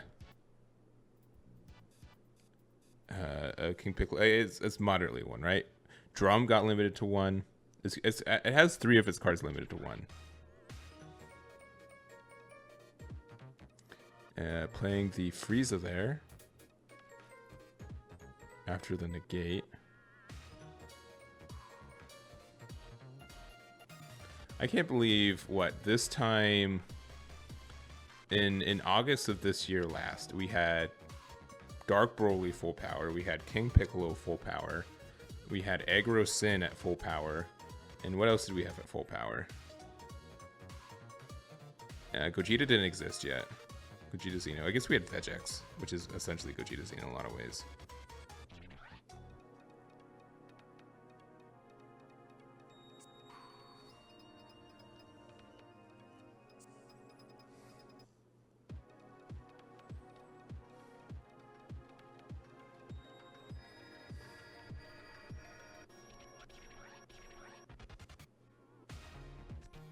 Yeah, I'd say, 2021 was definitely the power creep year. Like, Aegis Boujack was needed just to, like, have some survivability for some other decks, right? And then we had, like, we also had Reboot Frieza. Reboot Frieza was still a thing. And, like, Bandai's like, why aren't people playing these new cards? Why aren't they playing any of our set 14 archetypes besides maybe King Cold when we've got Broly, Dark Broly, King Piccolo, Sin Shenron, Vegeta, and Mecha Frieza just doing their thing.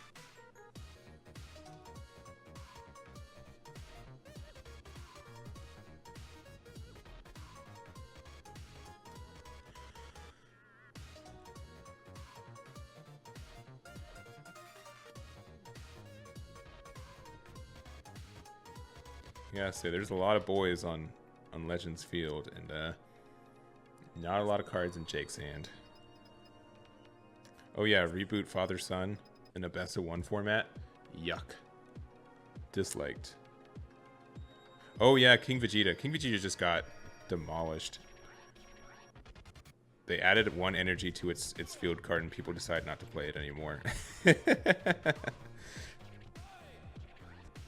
I will say, if an archetype lives or dies on 1 card, it's probably not a good archetype, right? I'll make that opinion. But yeah, if it lives, besides leaders are special cards. But yeah, like that's why King Piccolo is still seeing play. Like, yeah, Drum's a good card, but limiting Drum to 1, like Drum not being in the deck is not the reason the deck wins. It just extends your wins, right?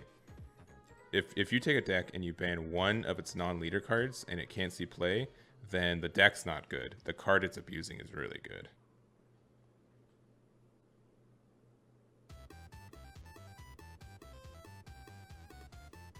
So I don't know, but I mean, like, I could see like the field card for Vegeta be like an extension of the leader at times.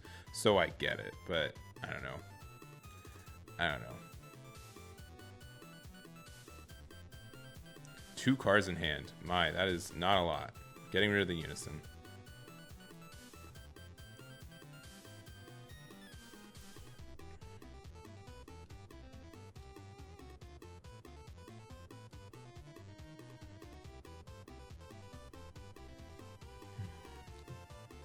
Adding more markers on the Unison. Swing with leader.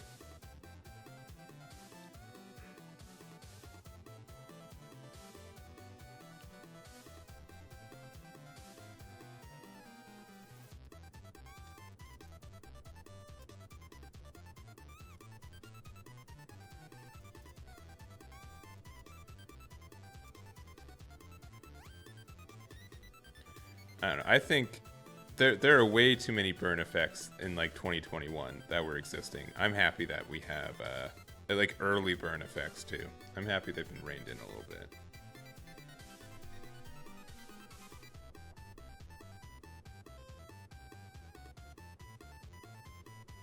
Right, swing with the symbol.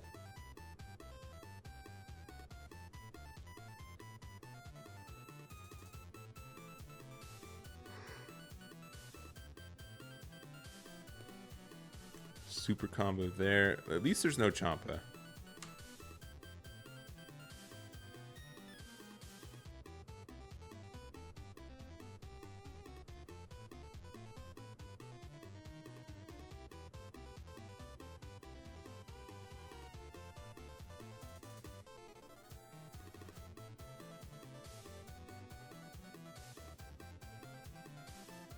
Let's see, swing in there. I think they had the Piccolo negates for the Unison too, and I just don't think they had any chance to get rid of the Unison now. Especially now, it has 7 markers. It is there for the rest of the game. And Jake's down to 1.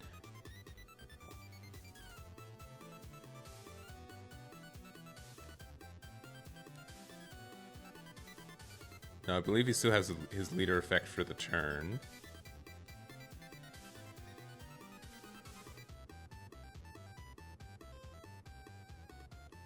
Right. Ooh, it's the expansion booster Vegeta getting the restand of leader. Playing the Goku as well.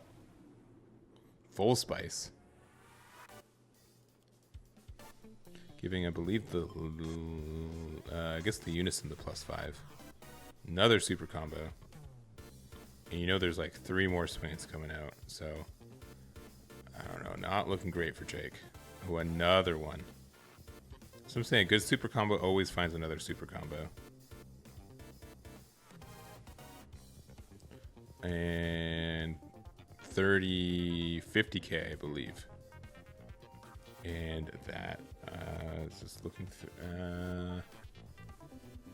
through cards. Only like 5 in hand.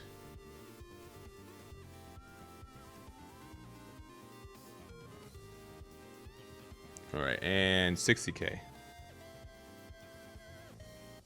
65.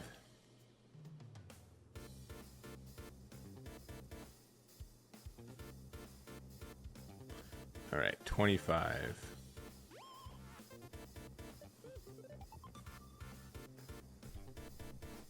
35. Look at these good super combos.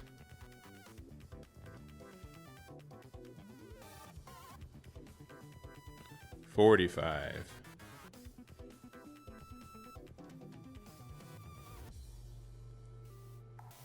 Draw 1 and bottom deck 1.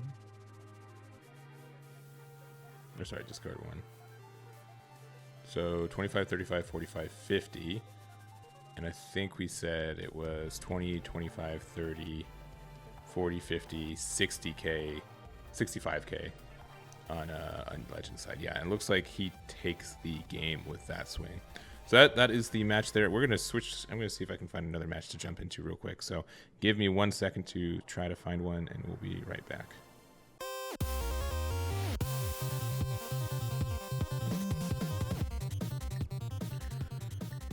I mean that's the danger, right, of choosing the good deck is good decks don't tend to be good for long, right? But I don't know. I know it's tough for that kind of stuff to happen. Honestly, I will say for card games, there's not a lot of for Bandai rarely does like sweeping bans like this. They normally don't just destroy archetypes entirely like this. Based on they make archetypes a little bit worse, but usually not unplayable. And this is just one of the rare times that they strictly said we do not want to see Gogeta, Xeno, and King Piccolo for another 3 months. So Frank is playing Future Trunks. I know it's kind of hard to see, but this is the webcam we've got. So playing the Vegeta for free off the Trunks.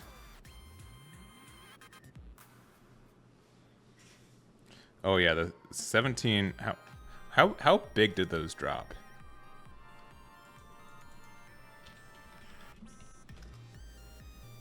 Like those probably, yeah, they went from they halved in price, right? They went from $90 to $45, right?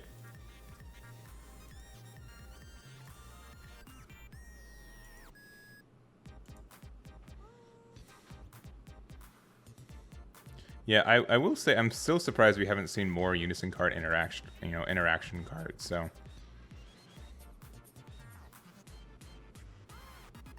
but I will say this is the last set in Unison Warrior, so they're probably going all out on Unisons, and then whatever new mechanic that we get with BT18.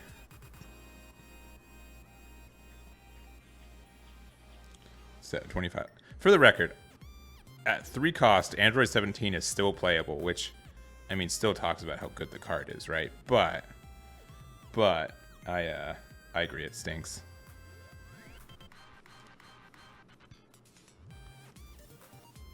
Yeah, I don't know.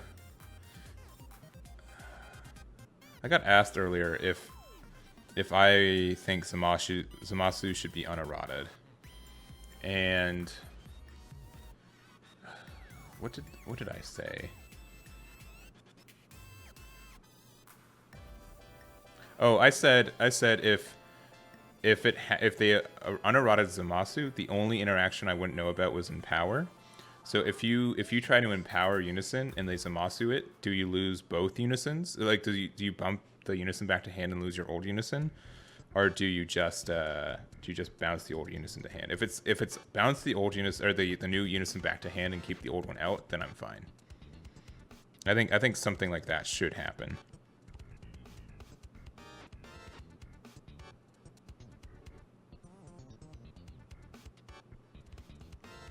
Yeah, we don't know anything concrete about it, but it's the second leader kind of thing. What I think would be cool, and because we kind of already have this, but for other card games, I've seen Hearthstone where like you can replace your main character with a new main character halfway through the match. So if that kind of thing happens with, I mean, we already kind of get that with Awakening. But if we have something that we can on top of Awaken or something like that, like just replace our leader with something, I think that'd be cool. I think that could, add some more complexity. Obviously, it'd be like a Unison where it's dead in hand for the first 4 turns, and you can't like combo with it. You can only charge it. But then after that, you'd be able to go from there.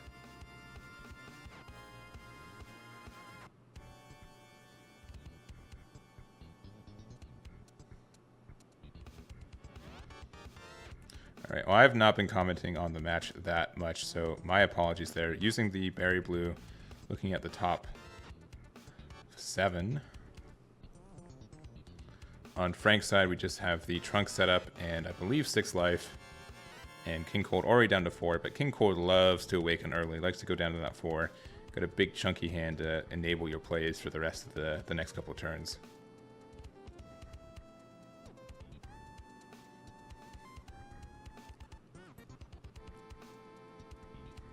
Yeah, I will say too, Unisons, there's always a danger of adding new card types, right? Either they're busted or they're terrible, right?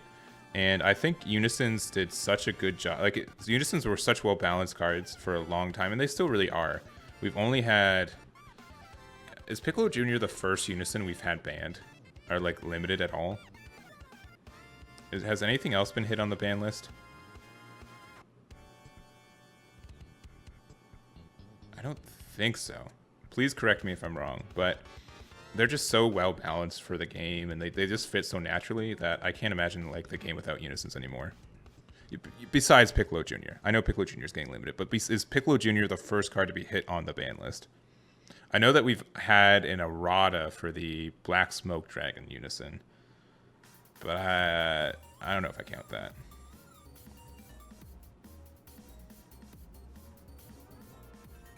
So yeah, for 2 years, there hasn't been a Unison that... I mean, Majin Buu's getting there. Majin Buu's getting there. But I'd say definitely Piccolo was the first one that I agree is okay to be to 1 or 0.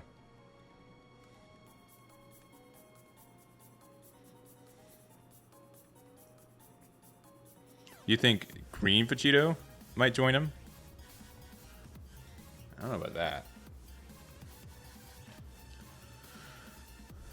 Alright, swing with the Frieza that you're able to play for free off your field card. Going down to, I believe, 4 in hand. And passing there, completely tapped out.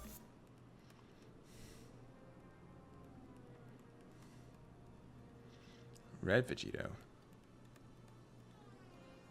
Like the 4-drop red one?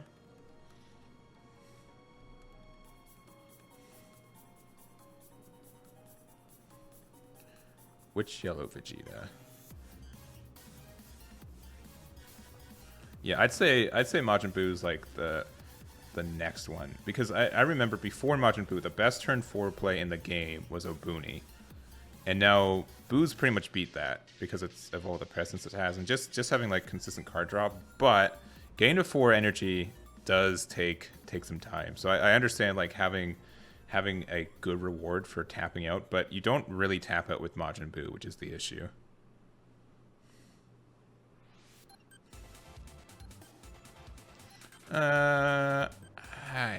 I think Yellow Vegeta Unison's fine. Yeah, ramping into Buu though, that just wins. Yeah, getting Buu out on turn 3. Buu is the only reason I think SS3 is seeing play anymore. Even at a fun level. Like if Buu doesn't exist, SS3 Reboot probably doesn't exist.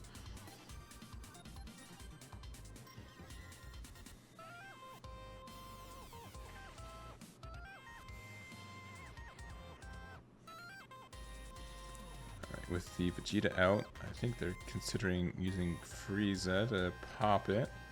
Otherwise, you can swing and then pop your Frieza. Yeah, there's the collection Frieza. Nice.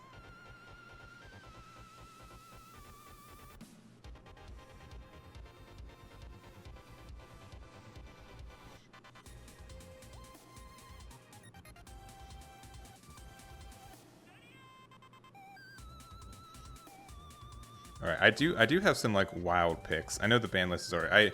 I was gonna make a video because I was expecting it to drop next week, but it dropped this week. But I'm kind of okay with Champa not existing anymore, or like double strike on a combo.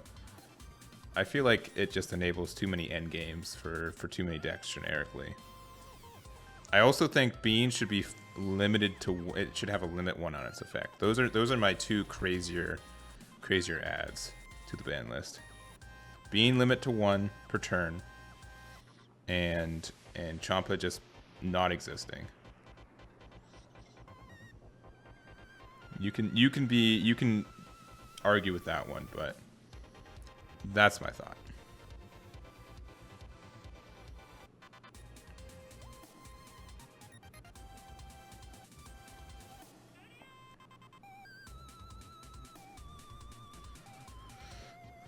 right, so +1 on the Unison there. New ruler.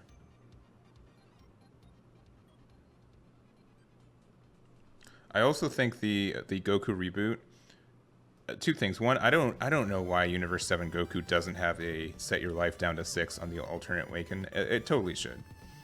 And Goku should also do a set down to something when it awakens with a reboot, with a Unison. I don't know why it doesn't do that either.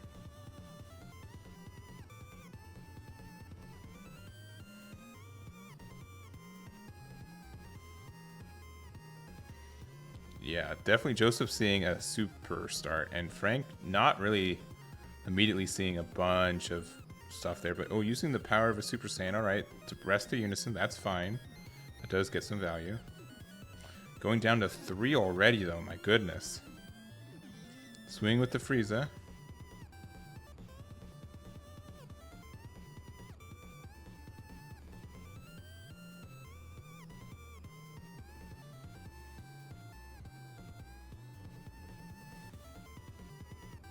There is the Frieza negate.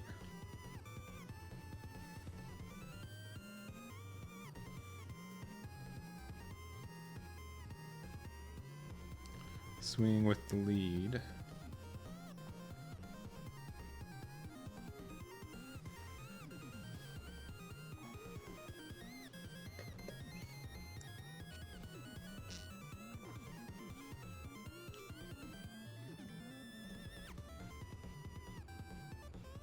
Another Frieza.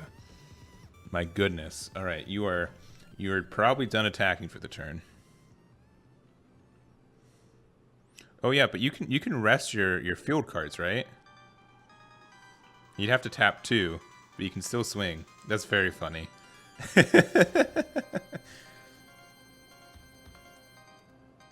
Yeah, and I honestly I don't think they're gonna do it in this ban list because Universe 7 Goku is still out and everything. But probably I would expect that next ban list to make that errata to him if he's still running around. I honestly don't think Universe 7 Goku's like tier 0 or anything. I really do appreciate the amount of diversity we had this last format. Even though, you know, half of them are decks that have existed for a year plus, there's still that nice diversity.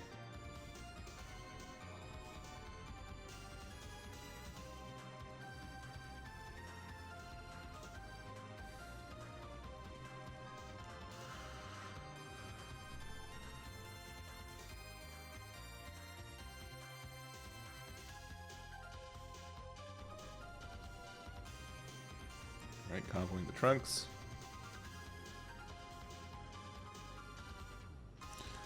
I don't think they're ever going to ban an SR. I think the closest they got was Cell Xeno, and they had to errata it. And they probably were still very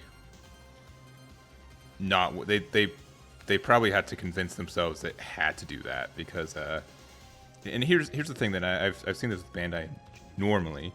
Obviously there's exceptions, but they respect the value of these cards and the value of this. Obviously, rest in peace people who bought, you know, MVP Android 17s, but yeah, they respect the value and the exclusive, how exclusive the secret rares are, and so they don't want them banned.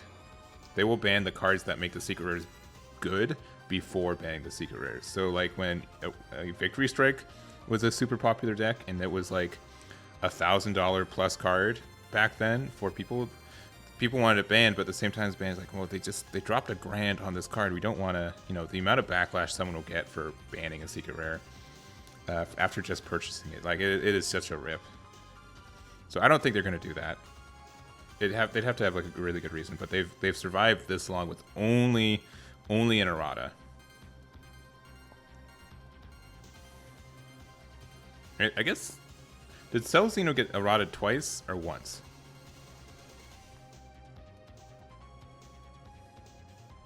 Just once, right? To add the with a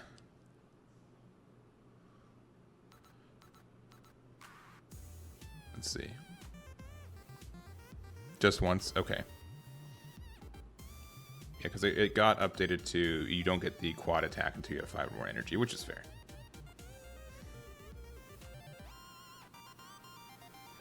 Which Aandroidd 17 errata specifically?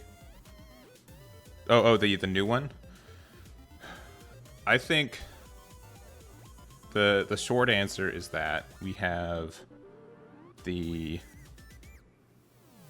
I think 3 cost. So here's the thing with card games: when you have such strict numbering, where 2 is too little and 3 is too much, I think they decide, you know what, we don't want to have to errata this card twice and have it 2 be not enough, so let's make it 3. Let's make it 3. I think 2 would have been fine.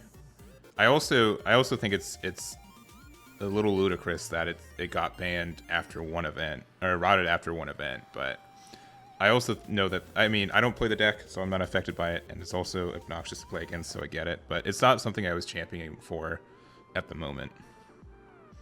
The only thing I've really championed for was Super Shenron, and that was such a degenerate deck. I'm so happy that one's gone. That's been one of the few cards I've been championing for, and I haven't really feel like I've championed for much after that.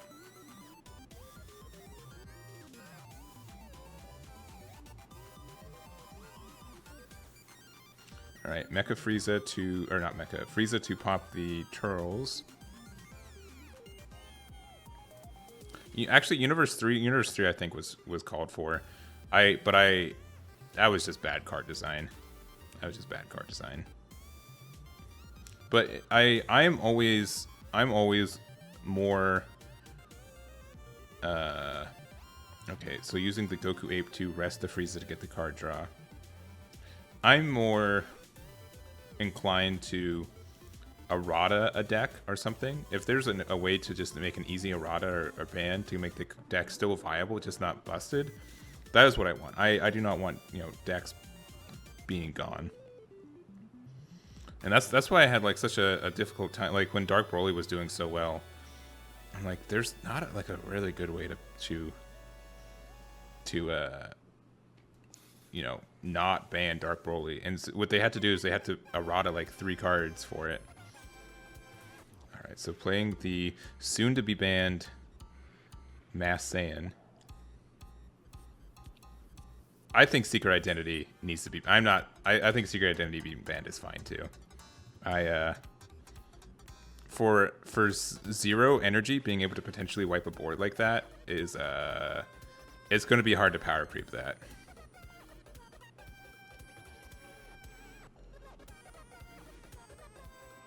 All right, doing the counterattack.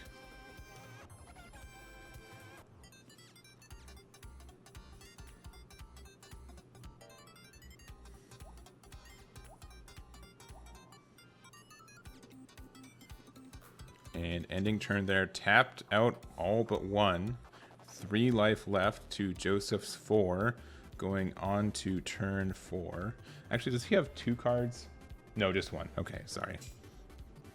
Just the 1. Charging the Frieza.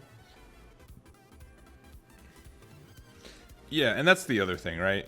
Like, being able to pop all your opponent's tokens. Especially when they're trying to push a new Poutine token archetype. or Toa Poutine archetype. You kinda want to push that deck, right?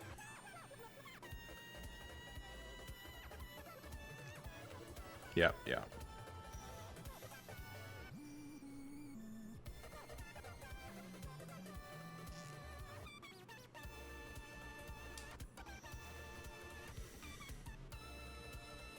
Alright, so popping the already in play Trunks.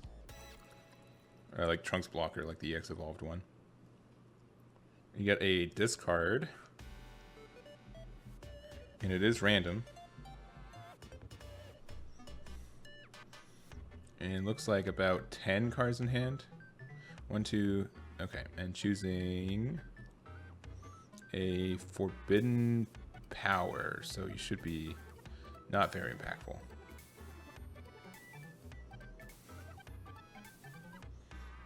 I don't understand why it's called Forbidden Power. You can run it at 3, baby. You can run it at 4 even.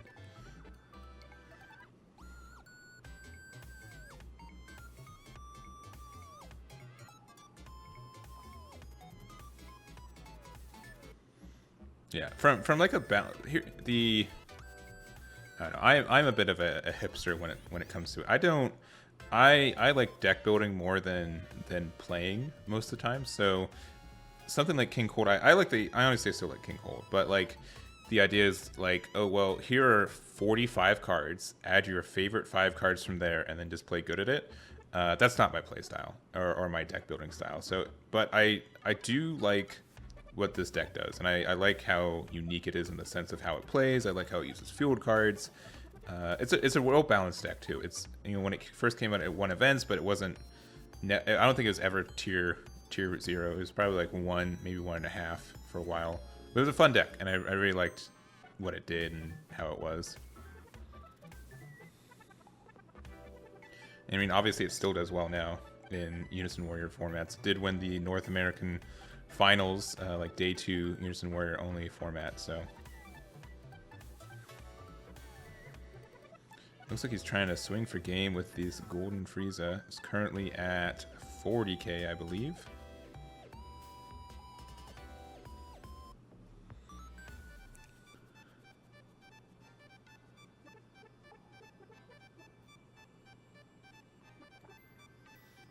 Yeah, my favorite thing is that whenever I play someone, they pick up one of my cards, they look at the archetype or deck I'm using, and then just utter, "Oh, it works like that." That is my favorite. That is my favorite deck building thing, and that is the case. Oh, sorry, he just swung in with the regular Frieza. My apologies. He didn't combo with the charismatic.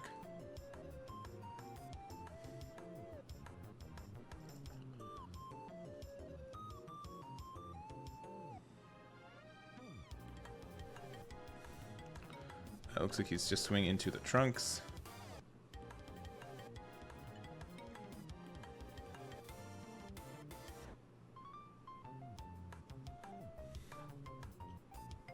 Maybe not. I guess he's swinging the leader. Sorry, Frank just... Yeah, okay, definitely swinging the leader.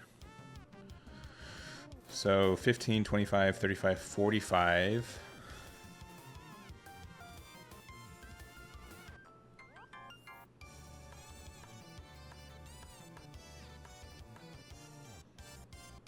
50, 55 on lead. I don't think we've seen any super combos from Frank either, so that should be moderately easy to combo out of. Assuming those unison or those super combos have been found.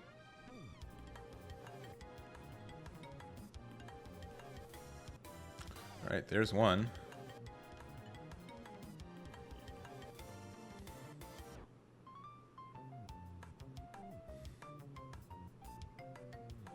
But yeah, it definitely looks like Frank has just been breaking a little bit. I played at my locals the other day. I just showed up, and we had some time to kill. So someone gave me their Trunks-Vegeta. I didn't find a single one of Trunks or Vegeta until turn 3, and I just couldn't do anything. It was so bad. I'm just like, why am I even here? Like, why is this a deck? Like, why do I just have like a set 2 vanilla leader at this point, right? Alright, so there's already 45 with the 3 super combos, and technically not losing any cards in hand due to it. Slug to, what, 30, 45, 50, 55. And again, Joseph's at 25, 35, 45, 55 himself, so he just needs to combo one more. Get out of it. There is the SS4 extra card hate Goku, and I mean, yeah, if they're breaking like that, I would assume they just got a punch. Oh, playing the card that's gonna be banned. And we're gonna see a mecha. We sure are, which does something but not a lot. Resting a field card to swing again with the Bardock. Yeah, I don't know. I opened, like, when I first got Unison Warrior, I got like 5 boxes, which is, I don't normally get that many boxes, but Unison Warrior was such a good set. I'm happy I did. and I pulled 3 charismatic SPRs and only 1 regular art. Like I pulled more SPRs than regular, and so I'm just like, you know what? I'll do the full SPR set. I normally don't do max rarity stuff, but I'll do it for the charismatic villains. I think they're going to be good cards for a while, and I was right because I also pulled up a playset foil of Demi Gorilla Unisons for like $10, and those lasted me a long time. So I'm way more used to the SPR art, to the point where the regular art for it looks a little, because I saw it again because they come with they come in the ultimate deck. Yeah, there's just the super rares. What are we can maybe I don't want to get too distracted, but the super rares in set 10 were so good. Well, and just being able to be like, well, best Unison or best overall for the game, and then let's just casually drop Pan because they kept their Trunks on the board. That's so silly. Just a big 40k swing in. All right, well, Joesph takes that game. 1-0, obviously. And we got like 8 minutes left in the round. Let me see if there's, let me check some other tables. We'll go back to me real quick.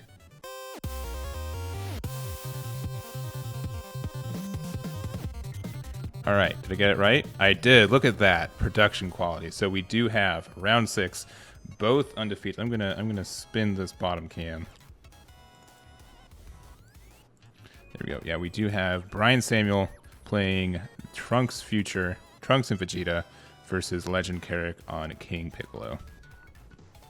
Both of these players already getting their invites, with Legends Kerrick getting an invite last week for Tennessee, and Bryan Samuel getting his as well in San Diego a week prior to that, right? The May 1st, which is, man, it's only been 2 weeks. It's been a journey for me since that day. I've been busy. I've been very busy. All right, and we'll reset that clock, baby. Let's go. Clock is, I think, a minute slow, but that should be fine. And who do you guys think is going to win this matchup? Who do you think has the better chance? I think obviously both of these are super strong players. Legends not being necessarily a King Piccolo player, but just being a good player. And Bryan Samuel, I'd say Bryan Samuel is more of a, I mean, I've seen him play Trunks. He did get his invite to Nationals this year with Trunks as well. And turn 1 Piano, man, starting out with the banned cards already. Am I right?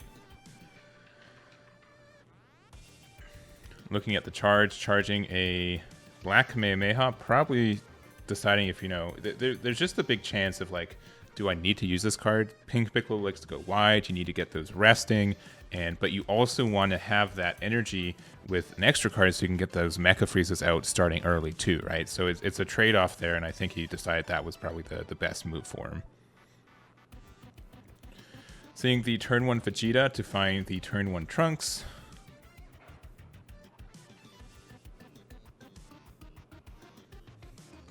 And looks like he's probably going to be swinging in. Getting the card draw. Taking the 1, going down to 5 on Legend's side. And I think just probably the pass from here is the call. And that is the call. Untapping. Let's see if you've got the turn 2 Piccolo while you're at it. You know you gotta. You know you have to. You have to see him. Doing the +1 already. Get the card draw.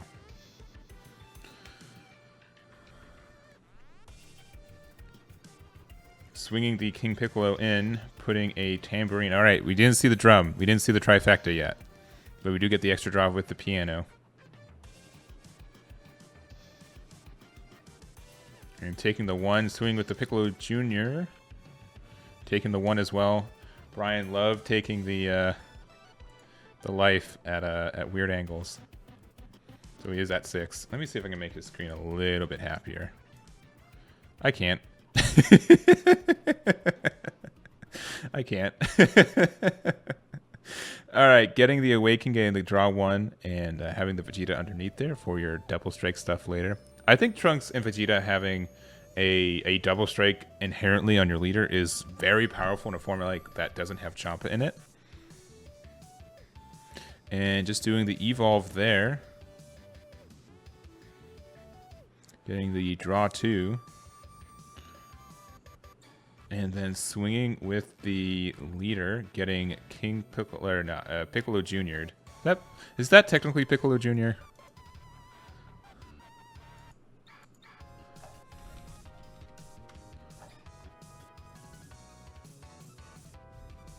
No, it's Xion. Xion.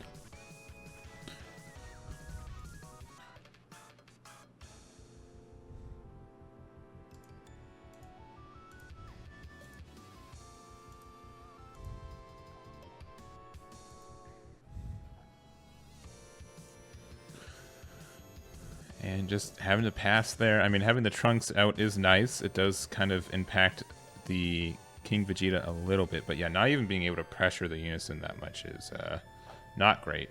Having a free negate in a deck like this is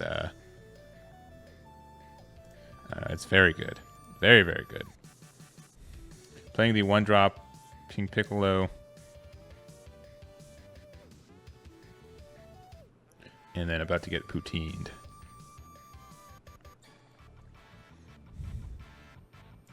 It is a Piccolo Jr. All right, the 4-drop is a Piccolo Jr. Good. Good, good.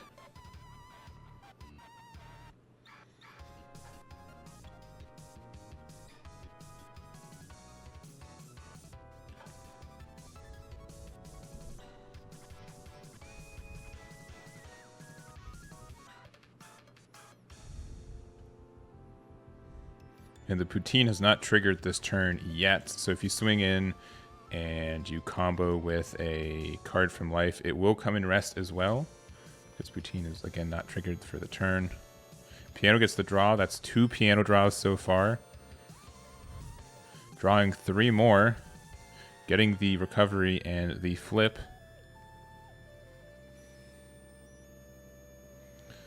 Man, do you guys remember like that like 3-week period where people thought King Piccolo was bad? And then they're like, because it started at 6 life. Alright, so comboing with the symbol. Taking the 1, going down to 5 on Samuel's side. Playing the tambourine, and then using the poutine effect to rest something. It doesn't have to be the card that just came out. So the double strike King Piccolo is a target, as well as the piano if you want to. But yeah, that piano is probably just staying there for the rest of the game. Swing in with the tambourine next.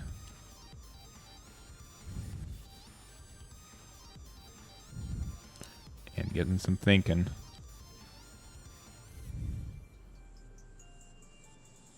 Or sorry, with the swing at the symbol. I think it's a tambourine. I had to like, I don't know if this is this is probably more sad than impressive. Like it took me long. Like I had to just like sit down and be like, that one symbol, that one, because they're all pretty ambiguously just green monster men. I knew drum because I hated drum. But symbol and tambourine took a while to get the differences between them. Alright, comboing with the Piccolo to combo with the tambourine from life. And then for 2, probably playing the UI, playing the UI Goku with the pseudo arrival effect it has. Giving the boost to the Unison, so it is a 20k. So that is a 25k heading into leader. Going down to, I believe, 4. Yeah, 4 on Bryan's side.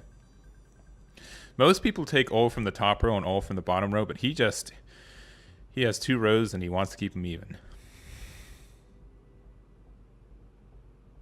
Swinging with the UI Goku. Like, do you see how big this board is? For like, I mean, it's technically for 3 energy, but like 2 of the energy was just for the Goku. Alright, release from evil to permanently tap down that Goku. The attack still goes through, but he does not get the retap for dual attack. A good tech for what it is. Looks like Legends Kerrick is looking up the card. Making sure he's reading it correctly. He did have to pay 1 for it, but additionally, that is the second extra card you have. So they are Mecha Frieza's online starting next turn.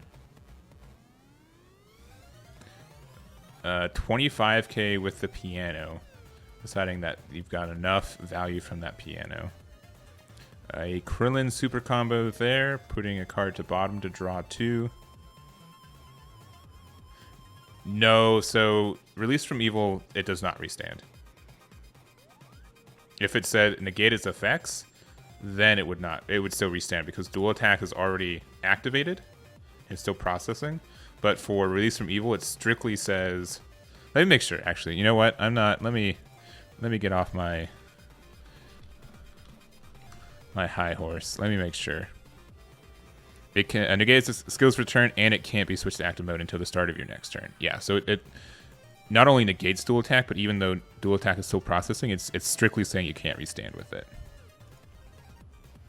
Yeah, but it says specifically it negates the skills and says it can't restand. It says both. If it just said if it strictly said negate skills, it would be able to restand, but it does not say that. And Bryan already down to 2 life.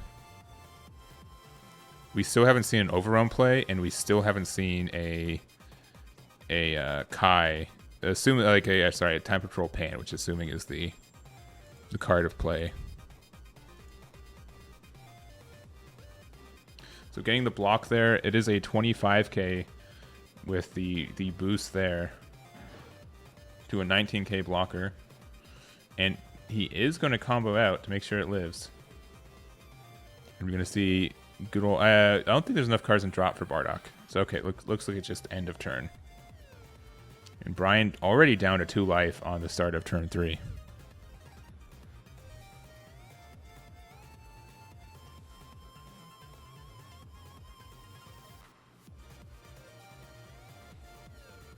I appreciate how long King Piccolo stayed relevant and how many times they tried to nerf it, but I am ready to not see boards like this against me as I start my turn 3. With additionally like 20 cards in Legend's hand right now. And additionally more draws on the way.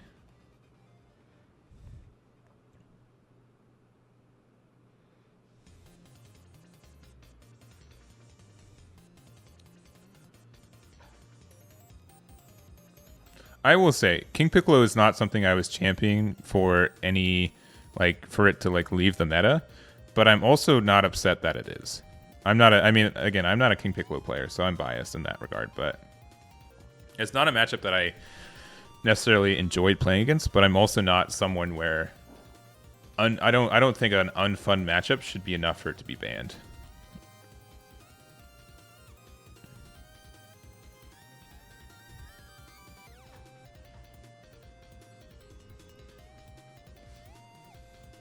All right.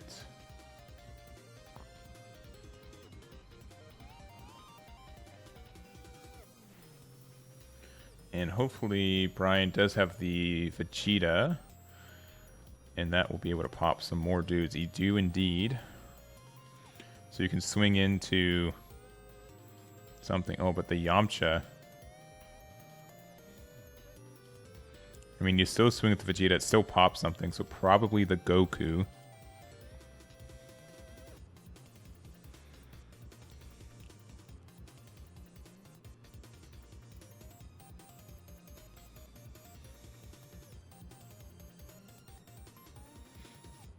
Alright, swinging the Vegeta in. It's just a 5k.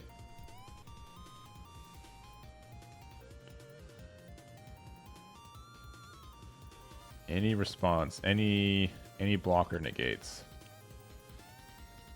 Poutine and Trunks have already activated for the turn. So if you get a blocker negate out, it still just comes out in active mode.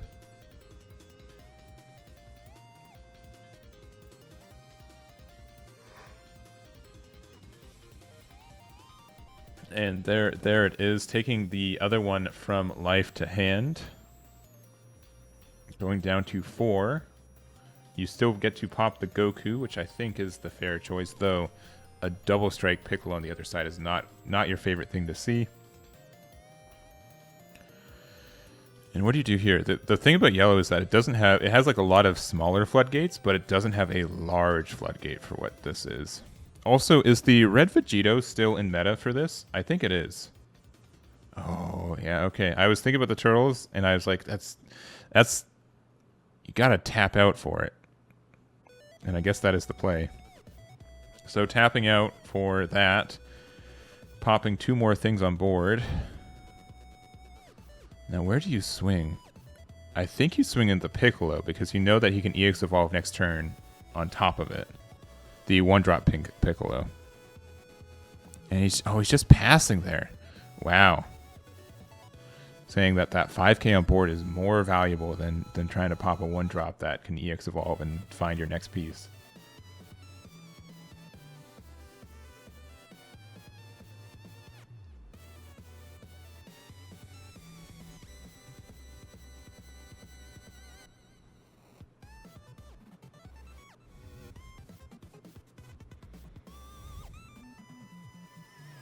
Another 1-drop Piccolo.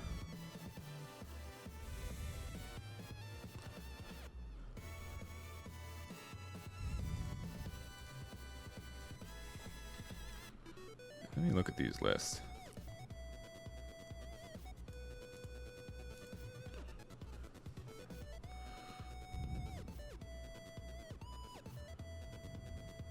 Alright, spoilers. Yeah, that Vegeta's legal. That is legal.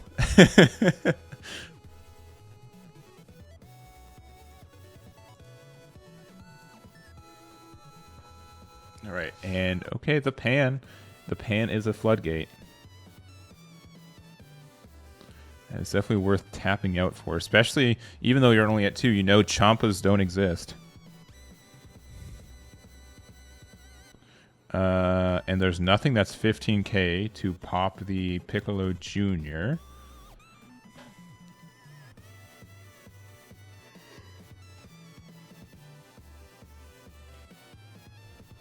Alright, playing the piano for 1. You can swing with your leader and your Unison, and then that's it for the turn.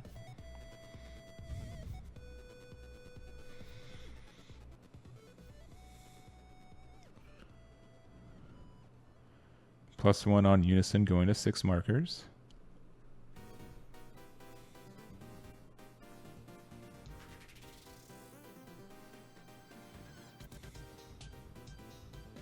Swing with the KP.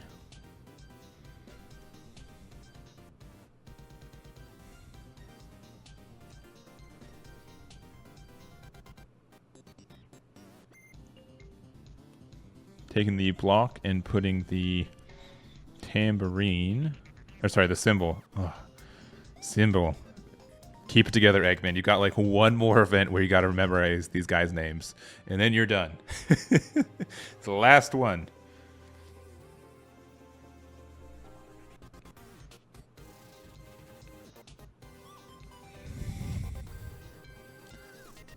That is true. There are the additional swings with that Vegeta, because we do know he plays it. We only need 2 more damage, though this is obviously a swing on leader.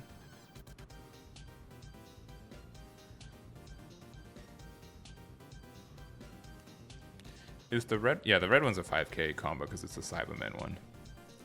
So just 20k, and he's taking the pop of the Trunks.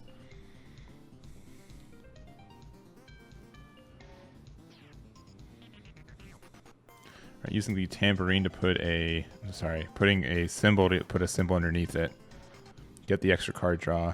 You're at 7 markers now. If you've already done the +1, if you were afraid of dying, you could do a rejuvenation as well, but it looks like he is not. Because he already did the +1 to get the card draw. Swing with the Unison.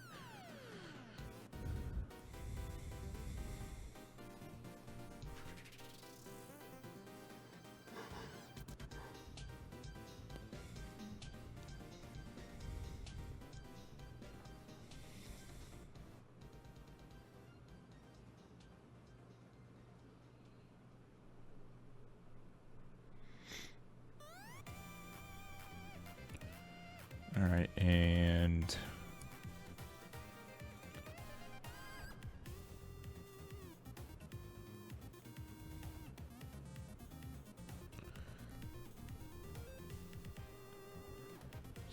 Big think now.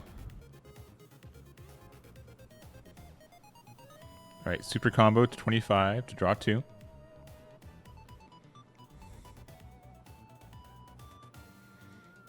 There's that Vegeta. Restand the leader. Give it the plus... Does it give plus 5k as well? So now it's the 30k on lead.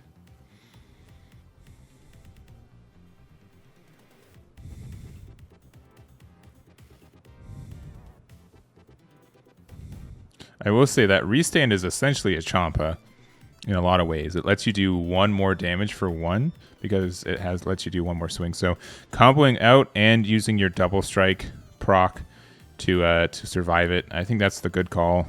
Not sure exactly how many cards are in hand of Bryan. I think that is the play. Now where do you swing?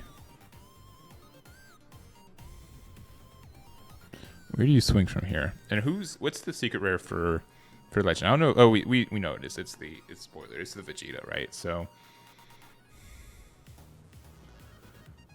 I mean, if you want right now, you can overwhelm to pop just the Vegeta. I mean, the Vegeta's kind of rough. Yeah, looks like that is the play. So secret identity to pop only the Vegeta. I guess you could also pop the Turtles as well, but I think the Vegeta being able to get the board clear as well is impactful. Swinging with the leader as well, because you know you're probably going to just combo that secret identity away because it goes to warp anyways at the end of turn.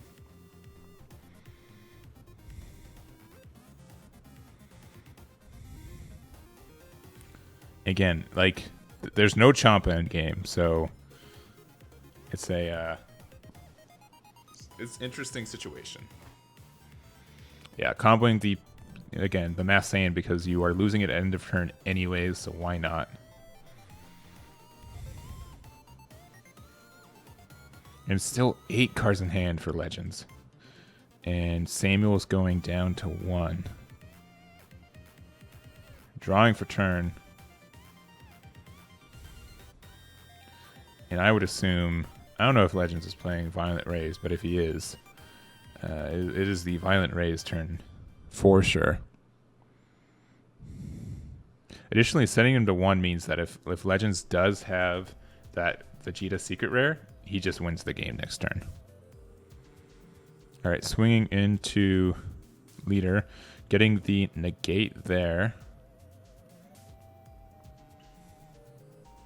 And resting something, so probably resting the Piccolo.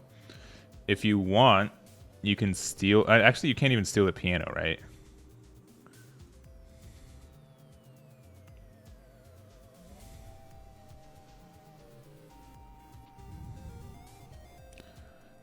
Swinging with the leader. If you've got a Trunks, you probably... Yeah, okay. So for free to take the 1...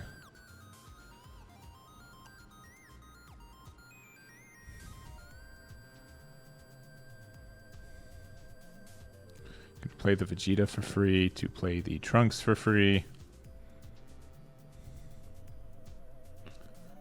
Going into secret identity for 4. That goes away anyways. That gets warped unless they want to flip a card. Yeah, that is worth 6.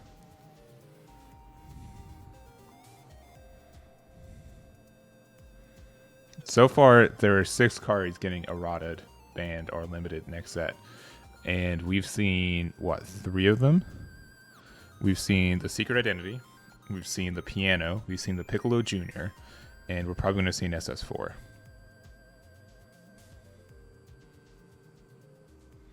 Goku's not being played, Reboot, and we already saw the other Gogeta Unison for Gogeta games. Though there's only 1 undefeated so far left in this top 6. All right, EX Evolve there to Vegeta. And you do have plays. Swing the Vegeta in, getting the pop of probably the Piccolo.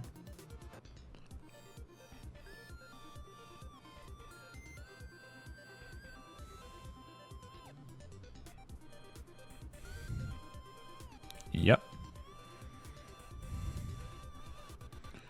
believe 3 life left for Legends. Again, I think Legends just has to survive this turn and he wins the game. But additionally, we do have that double strike Turtles just sitting there menacingly on Bryan's board as well.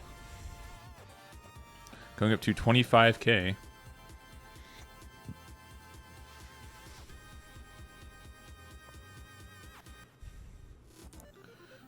Looks like he's looking up a card real quick.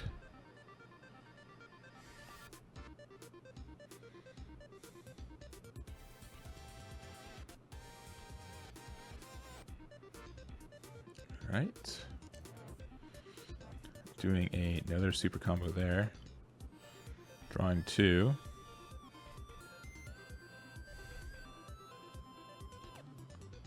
And there we go. Oh, getting rid of a new ruler.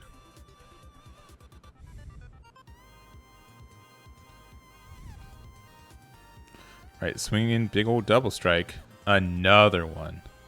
Wow. We saw one in life and we saw he took it, but dang.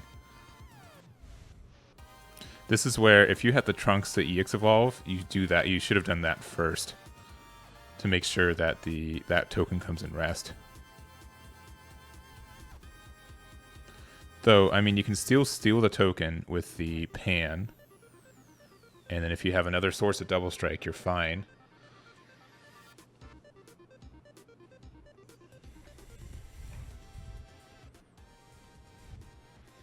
And real quick to keep you updated on table 1, Brandall took it, so we will probably watch Brandall next round with Gogeta Xeno. So we have a Gogeta Xeno undefeated into round 7. Legends are Bryan Samuel, and then from there a King Piccolo, because King Piccolo's mirrors on table 3.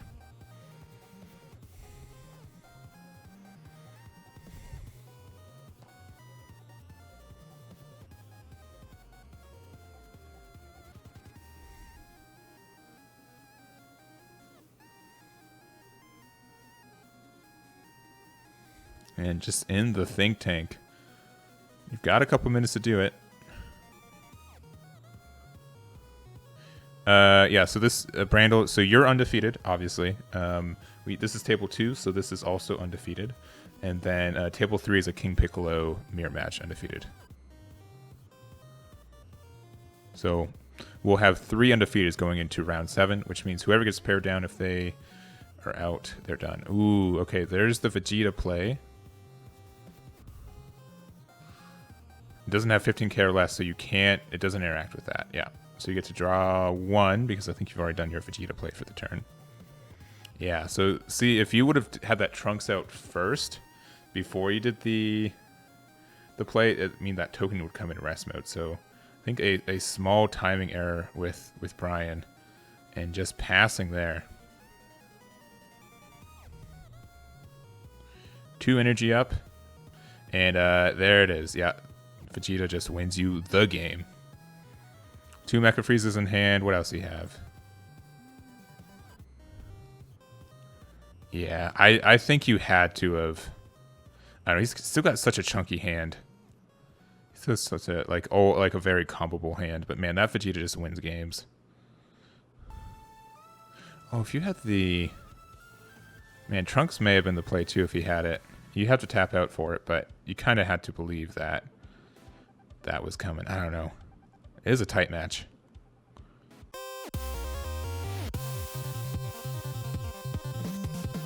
All right, thoughts on this matchup. I personally, as an unbiased commentator, want Brandall to win, but I think it's going to be quite the task. Legends hasn't lost a match in 2 weeks now. Winner of the Tennessee Regional last week with also a completely different deck. I mean, it's still red, but King Piccolo versus Invoker are 2 totally different decks. So we'll see how it is. But yeah, Legend Kerrick is just such a fantastic player, and I'd be very interested to see how he does. And I believe we are good to start. There is the clock. Turn 1 Piccolo. He did lose to the ban list. You are, I mean, yeah, both this deck and Invoker lost to the ban list. I still think he'll play Invoker with the 3 cost. I think that's still viable. I think the only thing with the change is that Aandroidd 17 can't be played on turn 2 anymore. Because, like, you remember, a bunch of the Invoker stuff still, like, gets the energy on tap, too. So, like, I still think the deck's going to be playable. Don't get me wrong. I think it's just... It more of offsets what turn you can start with Invoker plays, not as much of how much you can play.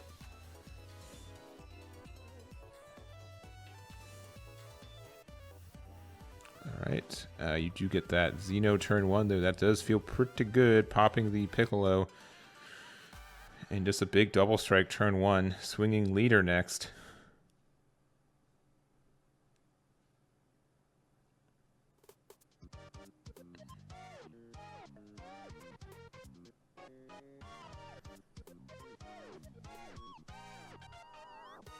Down to 3. Whew.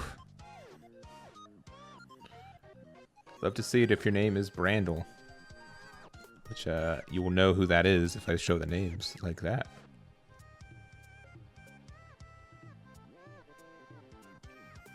Yeah. I mean, you can also... you can... Well...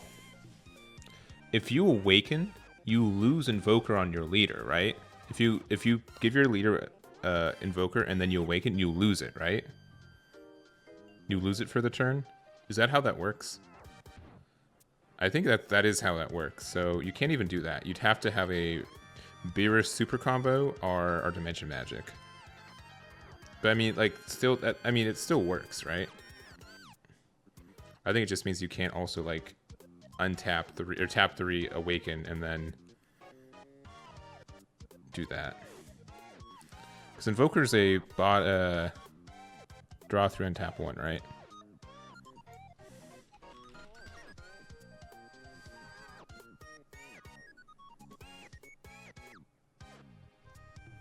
I personally haven't played against Invoker in a hot minute.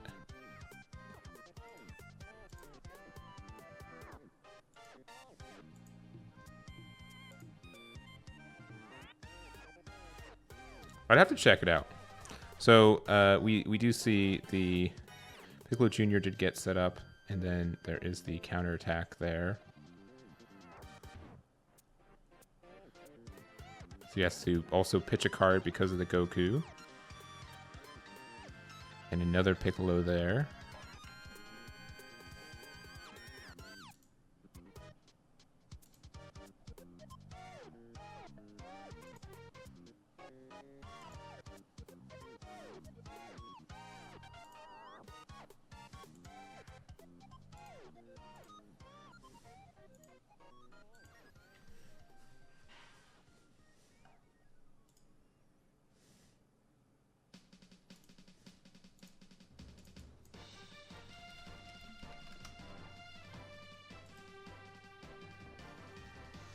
Your leader gains Invoker until the end of your next turn. I don't know. I'd have to check with that. Because, like, if you give something if you give your leader double strike and then you awaken, it loses double strike, right?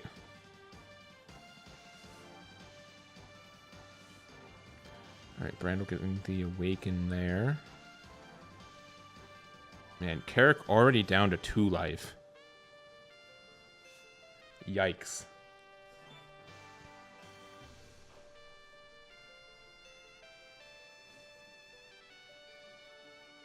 For 2, probably playing the Trunks. Yeah, playing the Trunks. Why not? Blocking there. Putting probably... Oh, just 3 cards back. No Gogeta, no... oh, and then the Kai...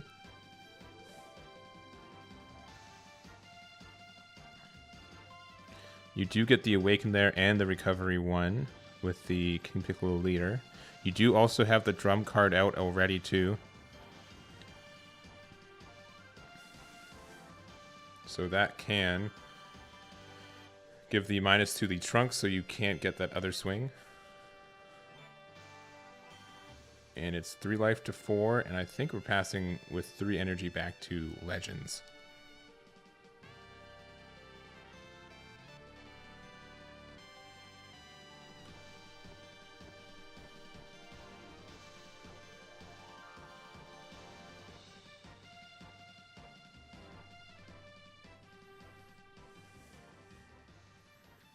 Oh my.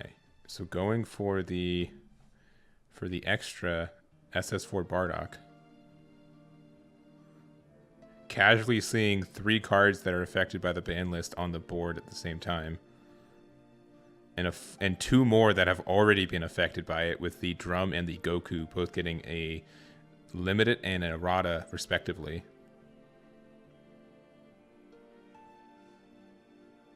So you do get the swing even though it's just a 5k, just to put more bodies back into your drop area. And still comboing up.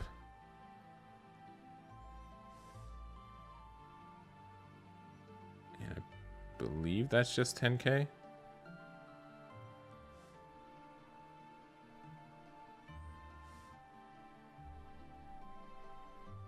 Okay, and comboing to keep the Drum alive.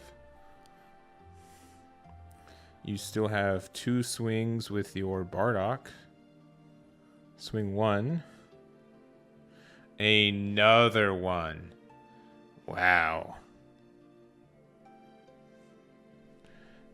Must be nice.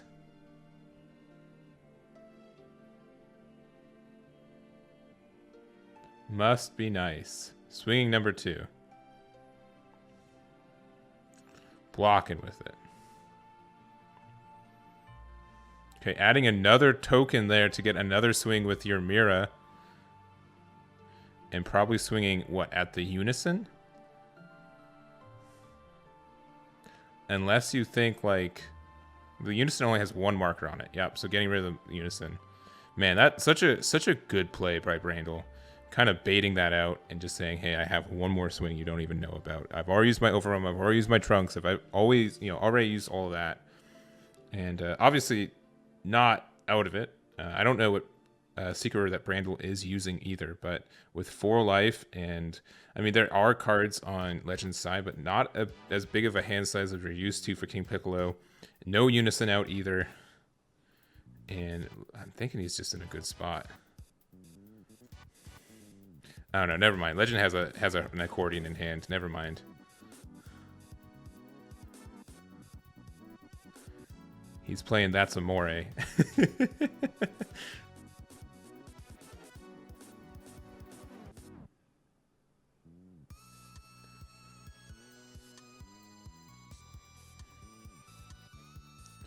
And asking for the pile sizes.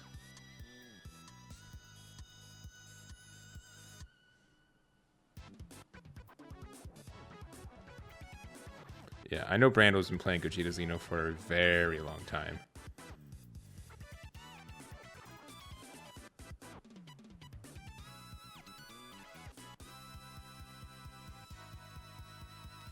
And big thinking. Yeah, obviously survive. Yeah, that Vegeta Unison, because I don't think you're getting to turn 4. I don't know what Brandall... He might do Super Saiyan God Trunks, because it's similar in playstyle and idea. But I'm not sure from there. I know him more of as an aggro, and the Trunks is more kind of mid-rangey than I'd say pure aggro at times. Probably Toa tokens, am I right? That's the deck of choice.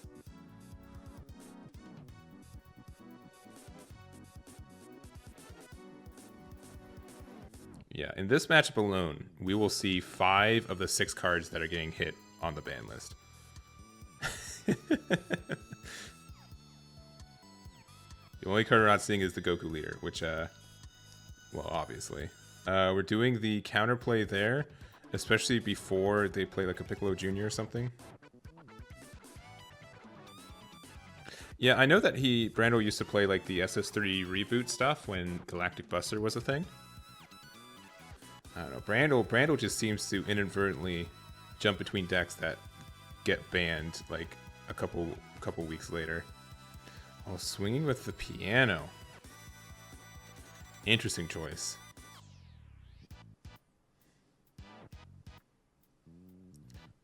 Getting the symbol combo there, going up to 9k to pop the Goku.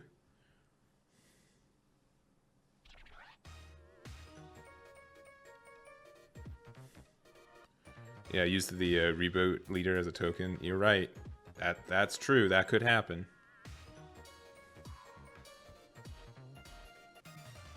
I gotta say, you guys can't see it as well as I, but Brandall has an impressive amount of boxes to the top left there. That is a lot of boys, a lot of cards in those. Assuming they're not empty, I guess. All right, next swinging with the symbol.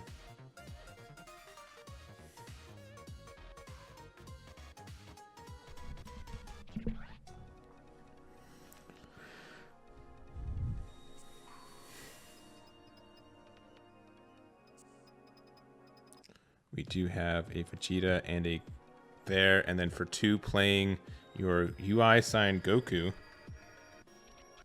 giving the plus 5k to, I guess, the symbol the symbol itself.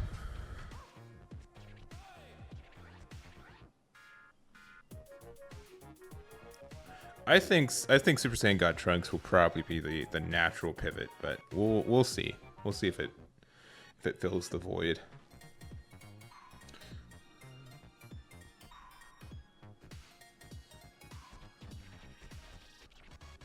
All right, so 2 more cards there to get to 6 cards into your warp, which means you probably need to block with the token here, even though you don't want to because of that double strike swing. But man, you gotta, with 6 there, it just signals to me that, oh, Secret Identity is a threat that can come down in a second.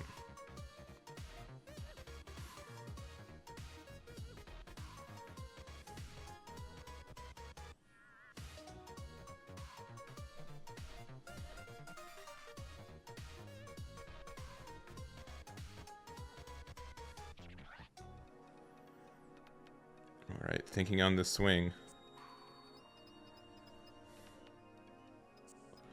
Oh, it was into the Gogeta. Wow. Signaling that he thinks he can survive another turn and rather would just clean up the board.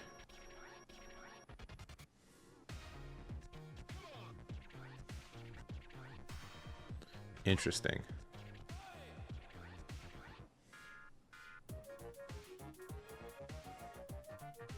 And just passing there.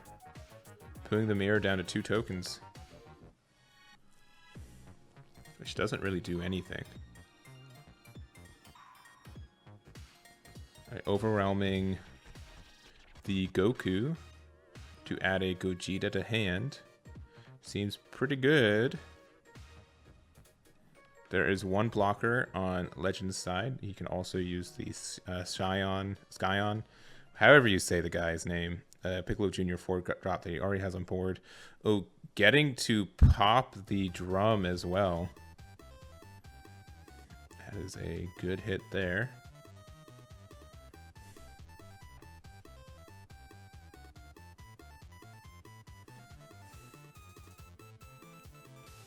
And thinking for paying another cost for something. Probably a 1-drop Goku. Oh, no, just playing the Gogeta itself. Having to use a card in hand to do so. Swinging in. Popping the... I mean, it doesn't really matter. You can pop the Piccolo Jr., but he won't be able to combo with that anyways. And making it a 35 with with Vegeta Xeno. Ooh, another one. That's a 45k double strike.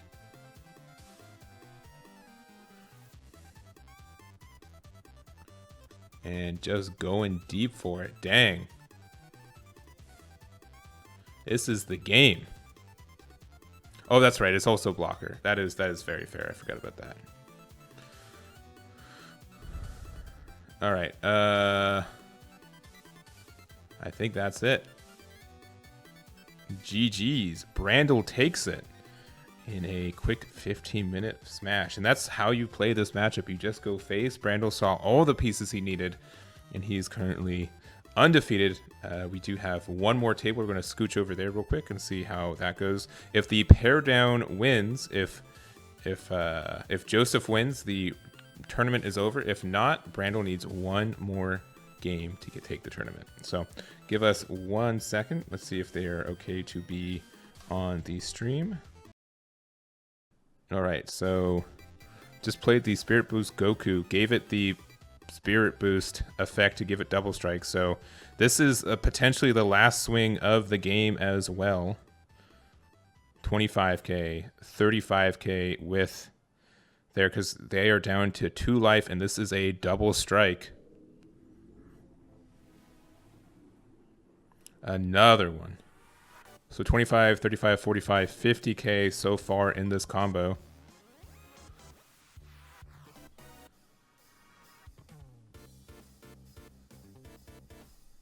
And what else we got?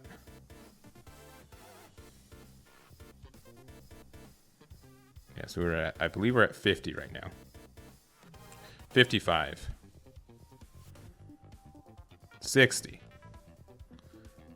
60k double strike is what I calculate.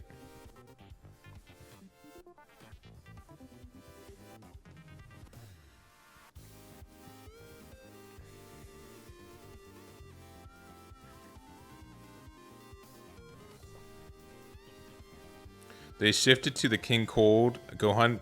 Yeah, because Paragus is not UW format. All right, 25, 35.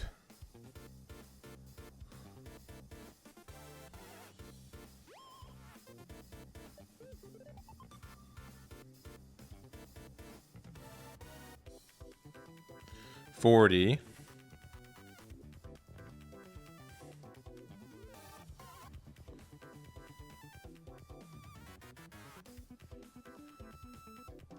Okay, I'm. It's looking like we're gonna be able to get that combo out. It's 45.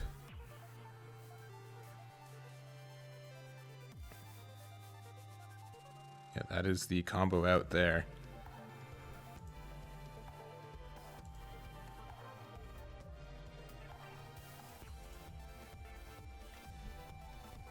Let's go to, yeah, and it's Joesph on the bottom. And passing turn, not what you'd like to see.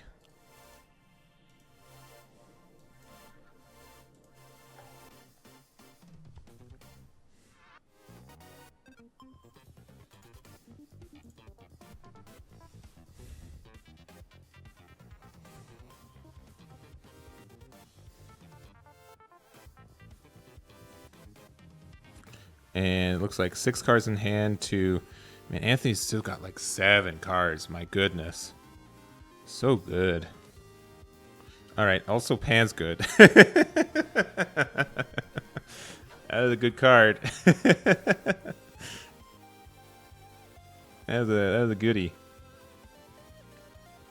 Use the counterattack, so it does pop the Goku based on the Piccolo Jr. That's swing 1, and it's with a leader, which means probably should have swung with the battle card first if you're afraid of Pan. Because that does kind of net you 1 more swing.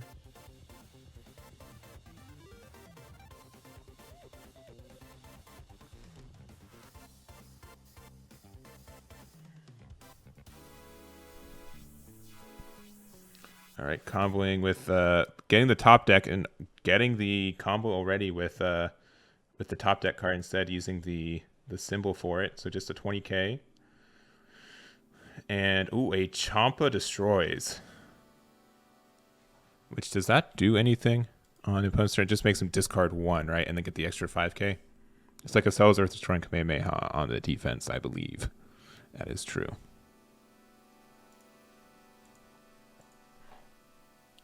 Alright, you have a pair of symbols now. You can't swing with battle cards for the turn, but you can do this Unison swing.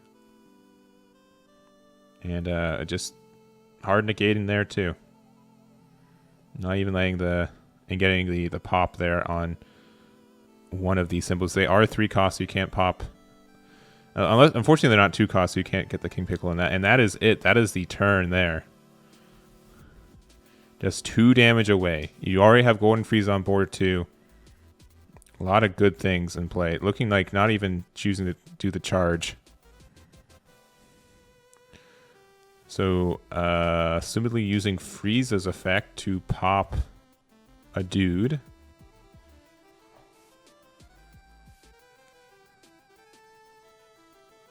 And then using that effect as well to pop another dude, I think.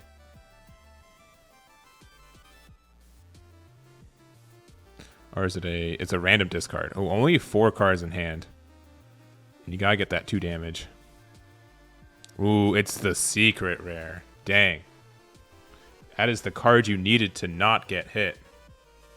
Because you could have just tapped the board. Alright, we do have the negate there.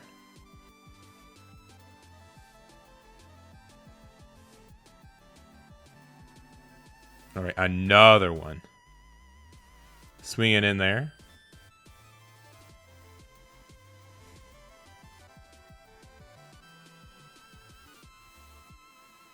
And a blocker negate. Though you do know you can pop it with the effect of the Frieza to get the restand as well. Or actually, can you pop that? It has to have a cost of 3 or less, right? What does Frieza pop? Does Frieza have an energy cost restriction with it?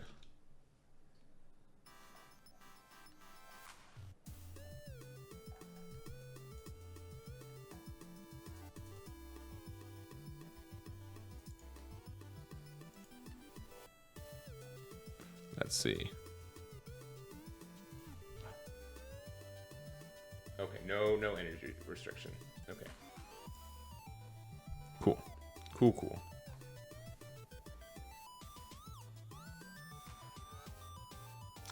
And I believe that is it. Joesph has won the pair down, which means the tournament should be over now. So we do have our undefeated of the day, Brandall, who's in chat. So congratulations, Brandall, for getting Gogeta Xeno one more win. So congratulations there. Again, the home stretch with there. And that is the tournament here. After 7 rounds, we do have 1 undefeated here. 200 players with minimal, i.e. 0-ish ties. We had I think a double no-show, so that's a double loss, right? So congratulations, Brandall, for your finish there.